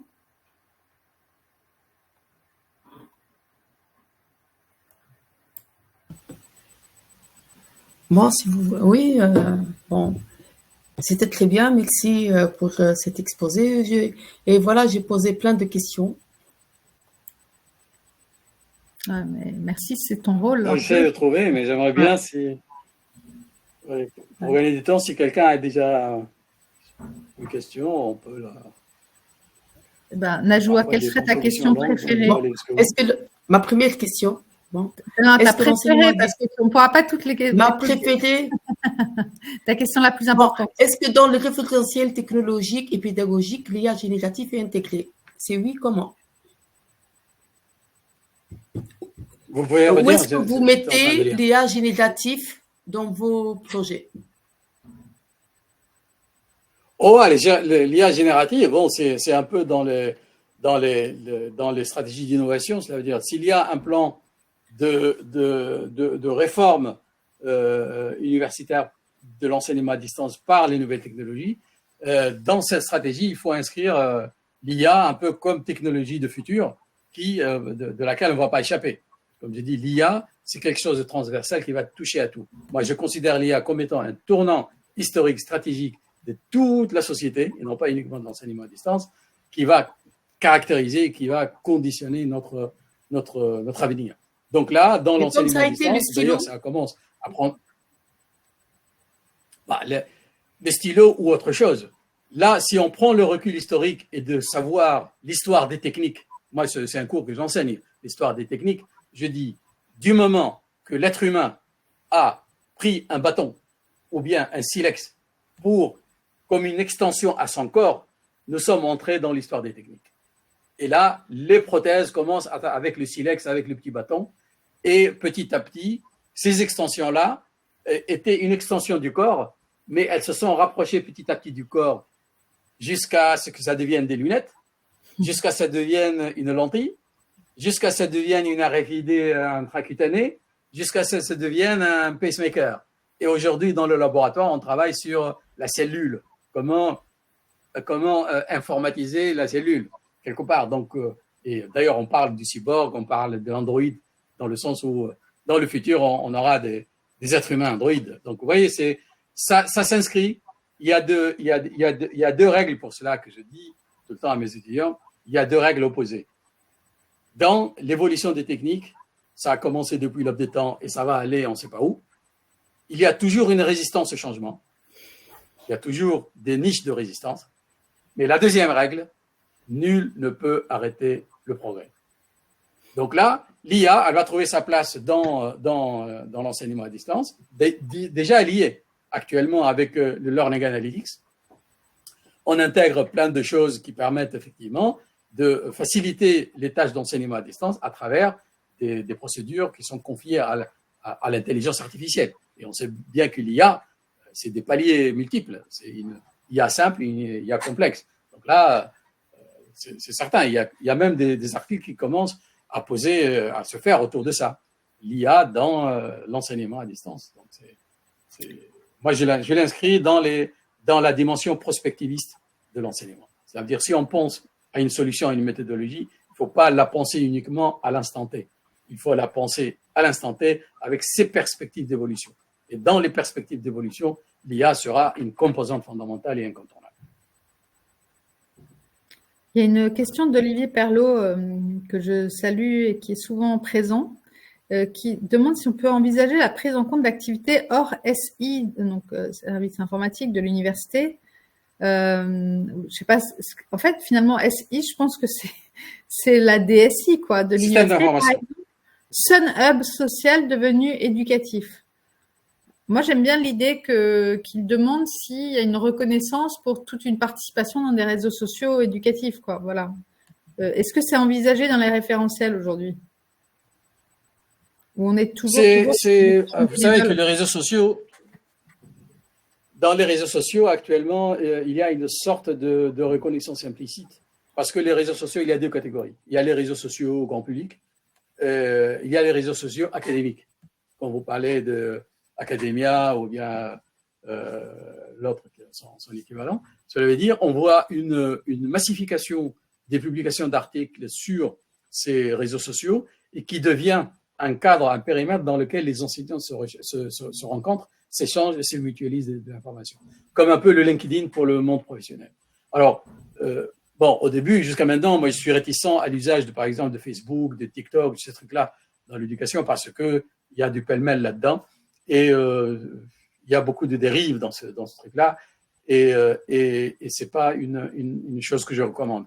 Mais des réseaux comme Academia ou bien comme les autres, parce que il y a un filtrage automatique en amont. Ça veut dire qu'il n'y a que des enseignants, des chercheurs ou des gens qui ont une production scientifique quelconque qui viennent et qui prennent le temps de venir là-dedans pour lire ou partager quelque chose. Donc là, en termes de valorisation, à ce moment-là, ça revient à chaque structure de valorisation de l'enseignant, de la recherche. Est-ce qu'on prend en compte ça ou non? Ça rejoint le concept de Wikipédia. On s'est toujours posé la question. Pour les thésards, est-ce qu'un thésard qui me fait une référence sur Wikipédia, est-ce qu'on l'accepte ou non? Il y a certains qui la refusent carrément. Alors, tout simplement parce que, vous savez, le modèle éditorial, c'est quoi?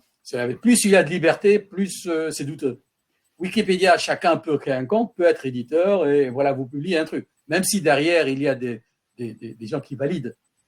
Mais le mécanisme de contrôle de qualité n'est pas aussi puissant qu'une revue scientifique ou qu'un livre dans lequel il y a une évaluation par les pairs, il y a un comité éditorial qui valide la dimension scientifique du produit. Donc là, ça reste un peu tributaire des décisions de l'organe qui veut ou ne veut pas prendre en compte la valeur des ressources publiées ou utilisées sur les réseaux sociaux.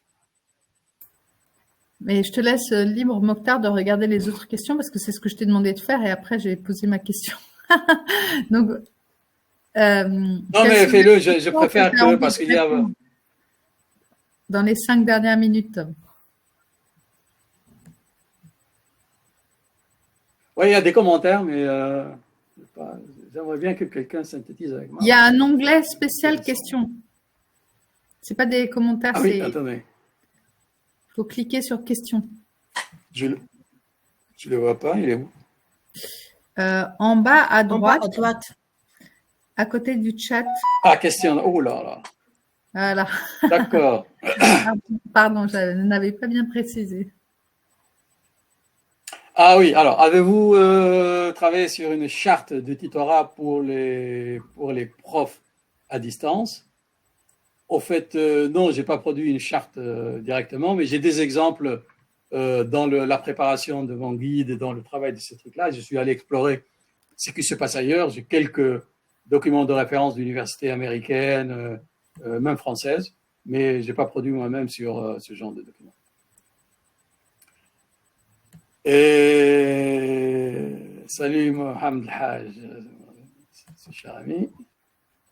Y a-t-il un replay car j'ai eu une coupure de ma Oui, il y a un replay, ça je peux répondre. En fait, dès la fin, on peut ouvrir. On ne peut pas le faire avant, mais à partir du moment où le webinaire a eu lieu, on ouvrira et tout le monde pourra y aller sur le lien d'accès. Voilà. D'accord. Comment faites-vous face à l'évolution rapide des nouvelles technologies? Bon, chacun voit comment il se débrouille. Il y a tellement une invasion des technologies émergentes que bon, on fait la sélection. On peut pas tout maîtriser. Sinon, on perd tout. Donc là, du coup, je cible en fonction. On doit choisir un outil et le proposer. Et puis après, bon, ceux qui veulent autre chose se débrouillent. Voilà, donc. Ah, bien sûr, bien sûr. Ah oui, donc là, ça dépend. Est-ce que la question est personnelle ou institutionnelle? L'institutionnel, il y a des choix qui sont faits par les organes de l'université pour mettre les plateformes, les logiciels, etc. Et ça change, même nous, les enseignants, on reçoit un mail, on nous dit, bon, on a changé de plateforme, on utilise ça. Mais nous, pour nos besoins personnels, à ce moment-là, chacun va filtrer en fonction de ses intérêts. Oui, d'Olivier, donc on a parlé. La conception du scénario pédagogique est à la charge de qui? Le tuteur, le concepteur, et comment est-ce comptabilisé? Alors, comment est-ce comptabilisé? Ça dépend de chaque institution. Comment elle comptabilise la charge de travail de ça. Qui fait le scénario pédagogique? En réalité, c'est le concepteur, parce que l'activité, la ressource pédagogique n'a pas de sens si elle n'est pas associée à des activités.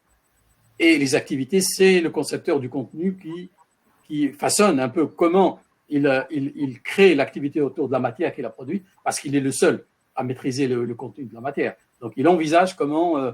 mais le tuteur peut intervenir parce qu'il a une marge d'intervention sur le déroulement du scénario pour le dispenser d'une façon ou une autre. Donc là, le scénario, à la base, il est conçu, il vient avec une ressource pédagogique. D'ailleurs, vous voyez que c'est ce qui fait la différence entre une ressource pédagogique et une ressource scientifique. J'ai fait un article là-dessus pour comparer le monde, les REL et les documents d'archives ouvertes, par exemple.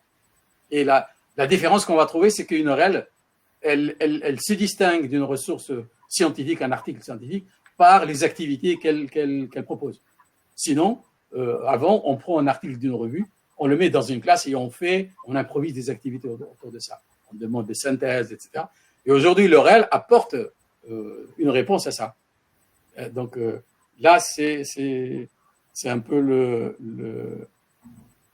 le travail du concepteur, mais que le tuteur peut modifier, adapter au contexte d'apprentissage.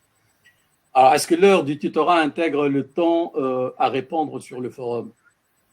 Comment est comptabilisé le temps de réponse aux questions sur le forum et est-ce qu'il y a des règles mises de gestion du forum? Bon, tout ça, c'est des règles. Il n'y a pas toujours de clés en main, des solutions clés en main. Chaque enseignant va s'adapter pour trouver le mécanisme approprié pour ça. Est-ce que le fait de comptabiliser, d'abord, il faut accepter le principe de comptabiliser le temps passé sur une plateforme. Alors, on sait bien qu'actuellement, on a cette pratique de beaucoup qui pensent le fait qu'ils ouvrent une plateforme, ils enregistrent leur accès et après, ils vont vaquer à leurs besoins et derrière, le compteur comptabilise combien d'heures ils passent sur la plateforme. Alors, actuellement, sur beaucoup de plateformes, il y a d'autres indicateurs de comptage d'activité. On peut savoir à tout instant, un apprenant, qu'est-ce qu'il fait, combien de temps il a duré sur une ressource, le facteur de rebond pour combien de temps il a passé sur une ressource et ensuite il est passé à une autre. Donc tout ça, actuellement, il y a des mécanismes de suivi et de contrôle pour voir ça. Ça sert à l'évaluation de l'enseignant pour l'activité de l'apprenant, mais bon, pour l'instant, en termes de comptabiliser en termes de coûts, bon, j'ai pas, comme je dis, il n'y a pas de solution clé en main pour ça. Alors, n'y a-t-il pas une grande hétérogénéité dans les références locaux? Bon, c'est quoi les références locaux par rapport à quoi? Est-il possible de rédiger un inventaire exhaustif des activités d'un enseignant à distance? Existe-t-il un modèle exemple national? Rédiger un inventaire exhaustif des activités d'un enseignant à distance. Oui, ça peut, si ça existe ou ça n'existe pas, ça peut se faire. Il y a certaines universités qui ont établi un inventaire des activités liées à l'EAD. Dans ce cas-là, on peut choisir dans cet inventaire exhaustif de tout ce qui concerne l'enseignement à distance, les activités de l'enseignant. Donc là, c'est une tâche à faire, mais à vrai dire, je n'ai pas, à ma connaissance, un document de référence qui établit comme ça une liste de choses que l'enseignant à distance peut faire. Les MOOC ne sont pas considérés comme de la FOAD, mais quels sont les liens? Les ressources éducatives libres sont-elles mieux connues et utilisées dans le cadre de la FOAD? Alors, deux questions. Je réponds à la deuxième moitié. Les ressources éducatives libres sont-elles mieux connues et utilisées dans le cadre de la FOAD? Pas forcément, étant donné que les ressources éducatives libres, il faut vraiment faire de la formation là-dessus. D'abord sur le concept, parce que c'est une culture, et ensuite sur les ressources existantes. Vous savez, tout ça, je le vis avec mes étudiants. Moi, j'ai un cours de master là-dessus, et on sait bien le réflexe, le conditionnement des apprenants sur l'accès aux ressources. Tu leur demandes une ressource éducative libre, immédiatement, ils vont sur Google. Donc là, la formation va servir à expliquer les ressources éducatives libres. C'est quoi? Vous savez, c'est vraiment il y a beaucoup à dire sur le mot ressource, sur le mot éducatif et sur le mot libre. Chaque concept peut se décliner en autant de variables, autant de choses. Ensuite, en termes de comment identifier une ressource éducative libre quand on la trouve. Quand tu trouves une ressource, comment tu sais que c'est une réelle ou non? Donc là également, il y a des mécanismes, il y a des réflexes qu'il faut enseigner et apprendre. Et aujourd'hui, les systèmes comme YouTube, comme plein d'autres choses, qui ajoutent dans les filtres de filtrer une ressource en fonction de ce critère de licence et de droit d'auteur. Donc là, on peut avoir la garantie d'avoir quelque chose qui correspond à une règle. Il y a des entrepôts, des réservoirs aujourd'hui spécialisés dans les ressources éducatives. Il y en a beaucoup, il y en a plein. Mais ce n'est pas évident que tout le monde le sait. Donc là, la finalité d'une formation, c'est d'attirer l'attention sur l'existence de ça. Comme on l'a fait à un certain temps pour les documents scientifiques. On sait aujourd'hui qu'il y a comme Google Livres, comme Google Scholar, comme comme les archives ouvertes où il y a des documents de la production scientifique. Pour les documents éducatifs, les ressources éducatives libres également, il manque une culture là-dessus. Moi, je mène les deux créneaux en parallèle parce que je suis scientifique et chercheur d'abord, mais du moment que je m'intéresse à REL, j'ai toujours essayé de faire l'analogie entre les deux. Et pour moi, ce sont deux mouvements parallèles.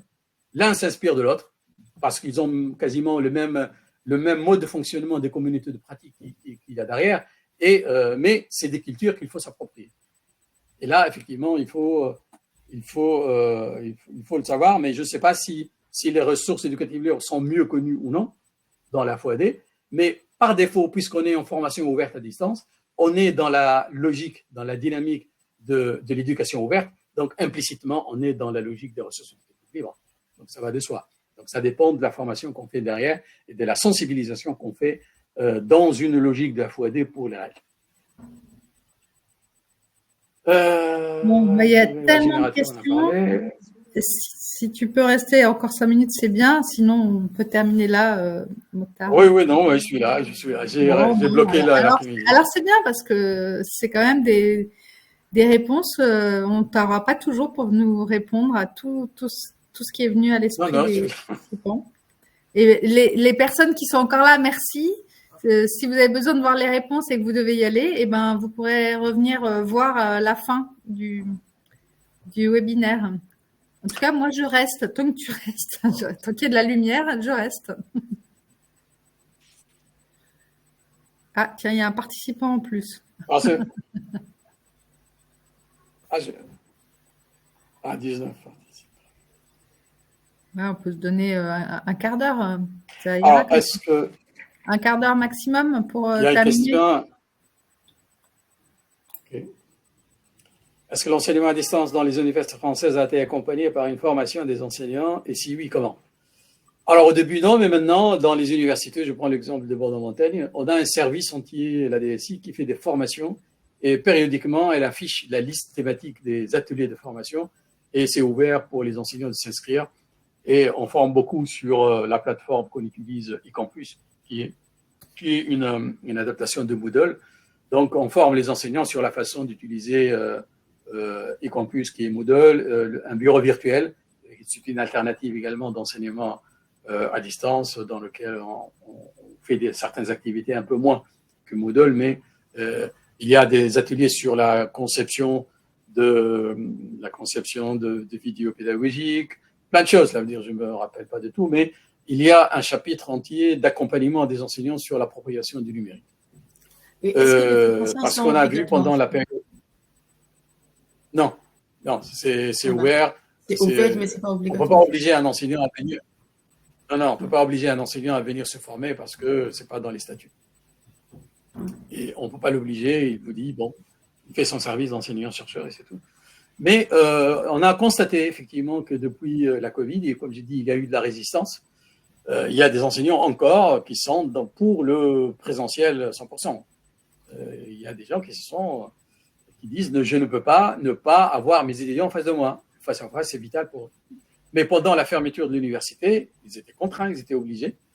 Et il y a des études, même statistiques, pour voir qu'il y a un nombre important d'enseignants qui ne faisaient pas du numérique avant la Covid, mais qui, après coup, se sont trouvés un peu atterrés par ça, parce qu'ils ont eu le temps, ils n'ont pas eu le temps, ils étaient obligés à un moment donné, pour un certain temps, de manipuler ça. Et ils ont découvert, ils ont démystifié la barrière psychologique pour dire, tiens, mais je peux faire ça. Et du coup, ils s'y mettent et il y a beaucoup qui continuent actuellement. Moi, je peux le constater par le nombre croissant des cours que je vois sur la plateforme Moodle de l'université et campus, qui étaient quelques dizaines et maintenant c'est des centaines. Tout le monde se met sur Moodle, sur la plateforme, et il y a une appropriation des enseignants sur ça. Moi, ce que j'ai remarqué, c'est qu'il y a une obligation en France, je crois, depuis 2017, pour les maîtres de conférences nouvellement nommés de se former, mais on les forme à la pédagogie et pas au numérique. Donc, en fait, c'est bien, mais c'est la formation de... Ah, c'est nouveau, ça, ouais.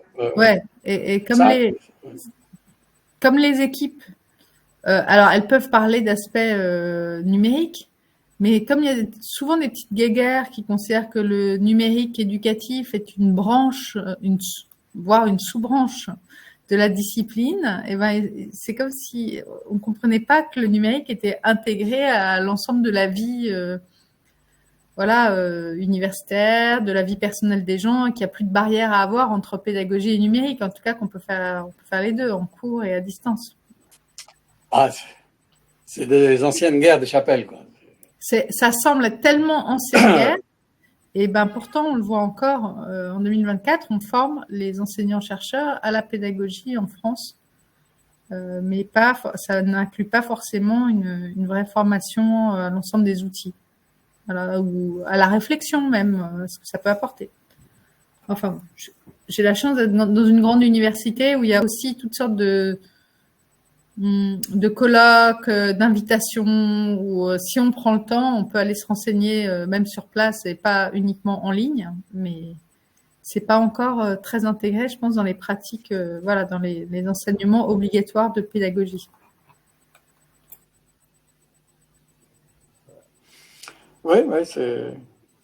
Bon, ça change, ça évolue quand même. Moi, je vois parallèlement aux enseignants, pour les étudiants, par exemple, vous savez, dans les écoles doctorales, aujourd'hui, on oblige les doctorants, les nouveaux doctorants, à s'enregistrer dans des formations sur certains concepts de base, comme l'intégrité scientifique, pour expliquer un peu la notion de droit d'auteur, de plagiat, d'usage de ressources externes, etc. Donc, ça devient une obligation. Il y a même des crédits pour ça.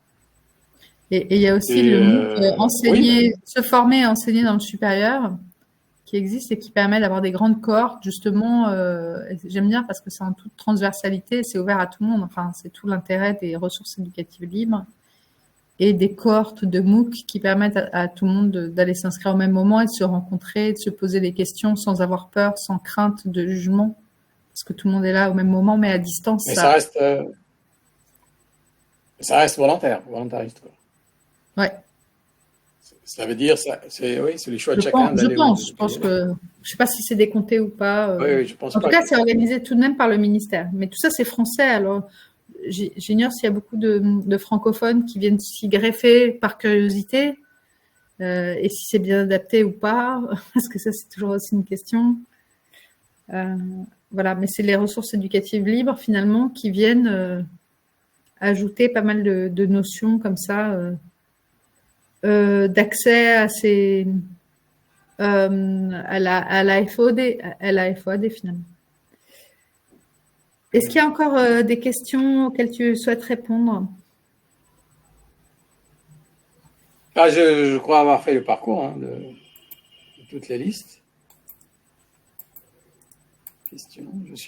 J'étais à la dernière. Najwa. En fait, quand elles apparaissent, elles apparaissent en haut. Donc, c'est ça qui est un peu... En haut, d'accord. Ah, d'accord. Donc, en fait, quand on commence, il y en a qui vont poser des questions. D'accord. Oui. J'ai balayé jusqu'en bas. Donc, du coup, ah oui. Il y a de nouvelles questions qui sont... posé une question là. Comment se gère l'inclusion dans l'enseignement à distance? Voilà. Oui. Alors, comment se gère l'inclusion dans l'enseignement à distance? Alors, l'inclusion, c'est un mot valise. Qu'est-ce qu'on entend par l'inclusion? Parce qu'il y a plusieurs aspects à l'inclusion. Il y a l'inclusion, dimension, accessibilité pour le handicap. Il y a l'inclusion pour le genre. Il y a l'inclusion pour les conditions, la fracture numérique, etc. Alors, l'inclusion dans l'enseignement à distance. Alors, si je peux répondre à cette question-là, mais d'un sens particulier de l'inclusion. Alors, l'inclusion, si je la prends du point de vue accessibilité, cela veut dire inclure les gens qui ont des problèmes de handicap, par exemple. Oui, il y a des solutions. Alors là, j'en témoigne parce que je fais partie du sous-comité 36 dans lequel on a le WG7, c'est le groupe de travail 7 qui travaille sur la question. Cela veut dire produire des normes d'interface aux machines, logiciels, matériels, qui tiennent compte du handicap, de plusieurs types de handicap, et proposer des solutions pour l'enseignement à distance de cet angle-là. Donc là, effectivement, il y a un intérêt pour la question. Aujourd'hui, ça dépend, vous savez, les normes, c'est les industriels qui les prennent derrière, et pour proposer des développements industriels pour le marché. Donc, certainement qu'il y a actuellement des plateformes, des systèmes, des dispositifs qui intègrent des mesures de prise en compte du handicap pour garantir, optimiser l'inclusion. Il y a également le référentiel du WGAG, le CAG 2.0, qui est également l'accessibilité numérique, qui sont également des recommandations pour à prendre en compte dans le développement des solutions numériques, informatiques pour l'enseignement à distance et autre chose, pas uniquement l'enseignement. Mais cet aspect d'inclusion à travers le numérique, elle est fortement prise en compte et certainement dans l'enseignement à distance aussi, il y a des recommandations pour ça. Moi, j'ai l'impression même que ça a changé la donne pour aller se connecter à des cours de loin quand on peut pas bouger facilement, quand on a des handicaps visuels ou moteurs, et que l'intelligence artificielle va énormément aider, enfin, et l'ensemble de la recherche sur la mise à l'écrit du son et la traduction aussi. Et qu'on va aller vraiment vers une multiplication des cours audibles, lisibles, en braille, en différentes langues, adaptés en plus gros, en plus petit. Voilà. Oui, il y a des personnes qui s'y collent, ça ne se fait pas tout seul, mais je pense que vraiment le numérique est un énorme facteur d'inclusion, en fait. Énormément, et surtout que c'est pas compliqué dans le sens où il y a des bouts de solutions qu'il faut intégrer dans un environnement d'enseignement à distance. On a actuellement les logiciels de synthèse vocale, on a les logiciels de génération automatique de texte, de traduction automatique, d'agrandissement de l'interface. Ça veut dire il y a ces éléments-là, ces techniques existent sur le plan numérique. Il suffit de savoir les ramener dans un environnement d'apprentissage, d'enseignement à distance, et que ça devienne accessible et praticable selon le handicap concerné. Mais ça veut dire qu'on n'est pas au stade d'inventer des choses nouvelles. Oui, mais ça, c'est dans l'idéal et c'est ce que permet la FOAD. Mais en réalité, j'ai le cas là dans ma famille d'une nièce malentendante qui n'arrive à rien comprendre de tous ces cours et personne ne prend le cours, personne ne le partage. Alors que si la pédagogie, la pédagogie ouverte qui a lieu, qui est attachée aux ressources éducatives libres, a été comprise par l'institution, il y aurait un cours partagé au fur et à mesure par tous les étudiants mis sous licence Creative Commons et relu par l'enseignant à la fin, et il y aurait pas de difficulté. Et là, j'ai eu 2 exemples ces dernières années, cette année, à la rentrée, de personnes qui n'ont pas accès aux cours et qui sont ensuite pénalisés lors des examens parce que ils ont des cours partiels, pas bien pris, même pas pris du tout parfois, et que les enseignants ne veulent rien entendre, n'ont pas de sentiment là-dessus, ça ne les regarde pas en quelque sorte. Voilà, je rajoute ça parce que je pense que c'est réglé par la FOAD, alors que ce n'est pas réglé dans finalement. Non, mais là il faut savoir, il faut faire la part des choses. On sait bien que dans tout processus, c'est pas la technologie qui est déterminante, mais c'est les usages qu'on en fait. Donc, c'est pour ça que dans les choix du numérique, moi, je focalise là-dessus. Il faut jamais cibler sur un outil. Un outil peut changer d'un jour à l'autre, mais les usages, ils sont pérennes, plus ou moins. Ça veut dire la philosophie de l'usage. Donc, il faut partir du besoin et des usages, et en fonction de ça, tu détermines quel est l'outil qui va avec. Et non pas, voilà un outil, tiens, qu'est-ce que je fais avec? Donc là, c'est une politique à l'envers. Donc là, la technologie toute seule, on n'est pas au stade où la technologie va agir toute seule, mais il y a toujours un choix humain qui détermine la façon comment on met en application une technologie quelconque. Donc là, s'il y a des dysfonctionnements, c'est qu'en amont, il n'y a pas eu une bonne formation en application d'une technique. Ouais. Et la formation. Je pense que ce n'est pas ce que je suis en train de... Je pense que ce que je suis en train de décrire n'est pas conforme à ce que souhaitent les universités elles-mêmes, qui ont une obligation de prendre en compte les handicaps et qui ont des bureaux sur le handicap pour être à l'écoute et envisager des adaptations pour chaque étudiant. Et ça depuis plus de 10 ans. C'est pas... Oui, mais c'est pas évident qu'ils ont le savoir-faire nécessaire, qu'ils ont les compétences nécessaires, qu'ils ont même les moyens pour le faire, parce que parfois c'est lourd en termes d'investissement pour générer tout ça. Donc, il n'y a pas de solution miracle, ça c'est sûr. Voilà, alors c'est amusant parce que le nombre de participants a réaugmenté, on est à 21 participants, mais je propose d'arrêter là, il est 15h01, ça fait bientôt 2 heures que nous sommes ensemble. C'était très intéressant, essentiel même, je dirais. Merci Mokhtar Benenda de nous avoir partagé ces travaux actuels sur les référentiels, la réglementation, le cadre juridique de la formation à distance. Je comprends, on a vraiment, je pense, avancé et compris tout l'intérêt de ces sujets. On va pas dire que c'est très amusant ou voilà, on n'est pas dans l'innovation, mais plutôt dans l'encadrement qui permet tout et l'institutionnalisation et la massification des usages, hein, comme on a conclu là-dessus. Hein.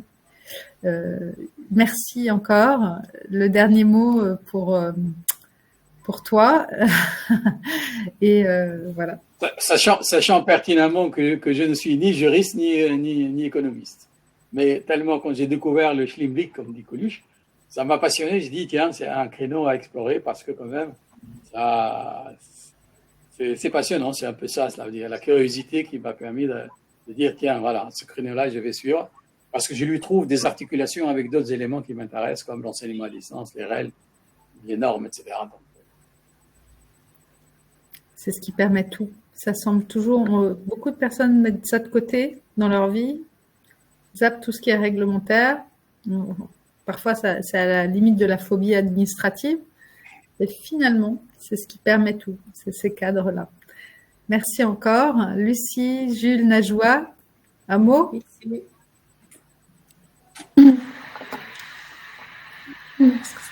Merci pour toutes les questions, votre accompagnement. Lucie, merci encore d'avoir préparé le mail d'envoi parce qu'il y avait énormément de ressources à partager. Tu les as remis dans le lien, dans le chat. Il y a notamment cette semaine, où c'est ça, c'était cette semaine ou la semaine dernière, est sorti par la chaire UNESCO Relia le guide pour les enseignants sur l'intelligence artificielle. Voilà, dédié aux enseignants dans 5 langues. Donc, félicitations pour ces travaux qui demandent du savoir-faire, de la compétence, mais aussi, comme tu me le racontais, le plus dur, c'est de terminer. Et de oui, on a toujours envie de rajouter des chapitres. D'ailleurs, c'est un manuel ouvert. Et il y a aussi des projets de traduction dans d'autres langues, hein, au-delà des 5 langues. Donc, probablement qu'il continuera, en fait, sa vie, voilà, en ajoutant des nouveaux chapitres. Il est accessible, ce guide, alors je l'ai mis dans le lien dans notre chat, dans la discussion. Mais bien évidemment, je peux renvoyer Mokhtar à la fin de notre échange là, les liens. Ah, ce serait génial. J'aurais une belle lecture à faire. Il ne faut pas hésiter justement à nous faire des retours et puis comme il est et ouvert, à partager dans tous vos réseaux parce que c'est extrêmement précieux d'avoir des retours et de faire connaître surtout ce sujet. Puis je connais la qualité des travaux menés par Colin de la Higuera, c'est vraiment formidable. Ils sont vraiment à la hauteur des personnes à qui ils parlent comme les grands pédagogues. Voilà, il y avait aussi, comme tu l'as mentionné, Lucie, au tout début, ou je crois que c'était avant que ça ne commence, l'appel à écriture de Barbara Classe, j'ai à écriture parce qu'en fait, ce sont des articles scientifiques sur les ressources éducatives libres et l'open education. Là, c'est sur les communs. Mais on peut ne pas être chercheur et quand même avoir envie d'écrire autre chose. C'est mon cas, par exemple. Et donc, je vais répondre à cet appel. Et j'espère aller au bout parce que c'est toujours un exercice difficile quand même. Voilà, donc je vous remercie tous en vous signalant ces 2 dernières choses. Il existe aussi les liens pour tous nos webinaires depuis l'été dernier. On en a d'autres si ça vous intéresse. On a aussi l'idée, et ça c'est vraiment, je fais un appel très très vif aux personnes qui sont encore avec nous parce qu'elles sont très motivées pour être là encore à 15h24. Si vous voulez vous-même vous faire connaître votre activité, pourquoi vous êtes là. La première semaine de mars, c'est toujours l'Open Education Week. Et donc, on vous appelle à nous dire ce qui vous intéresserait de traiter comme sujet, soit vous-même, soit parce que ça vous intéresse et vous avez envie d'entendre parler d'avoir plus de précision sur une chose ou une autre. Donc, on va organiser 2 heures par jour du 4 au 8 mars sur ce canal de Livestorm.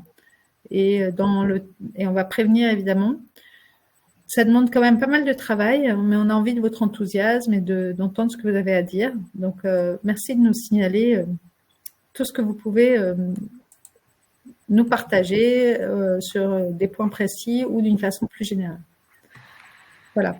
Je vous remercie tous et au mois prochain avec Alexandre Inkerli et on va refaire la programmation pour toute l'année très prochainement. Au revoir à tous. Merci. Au revoir à tous et merci. Au revoir à tous. Je laisse partir, mais je termine l'événement dès maintenant.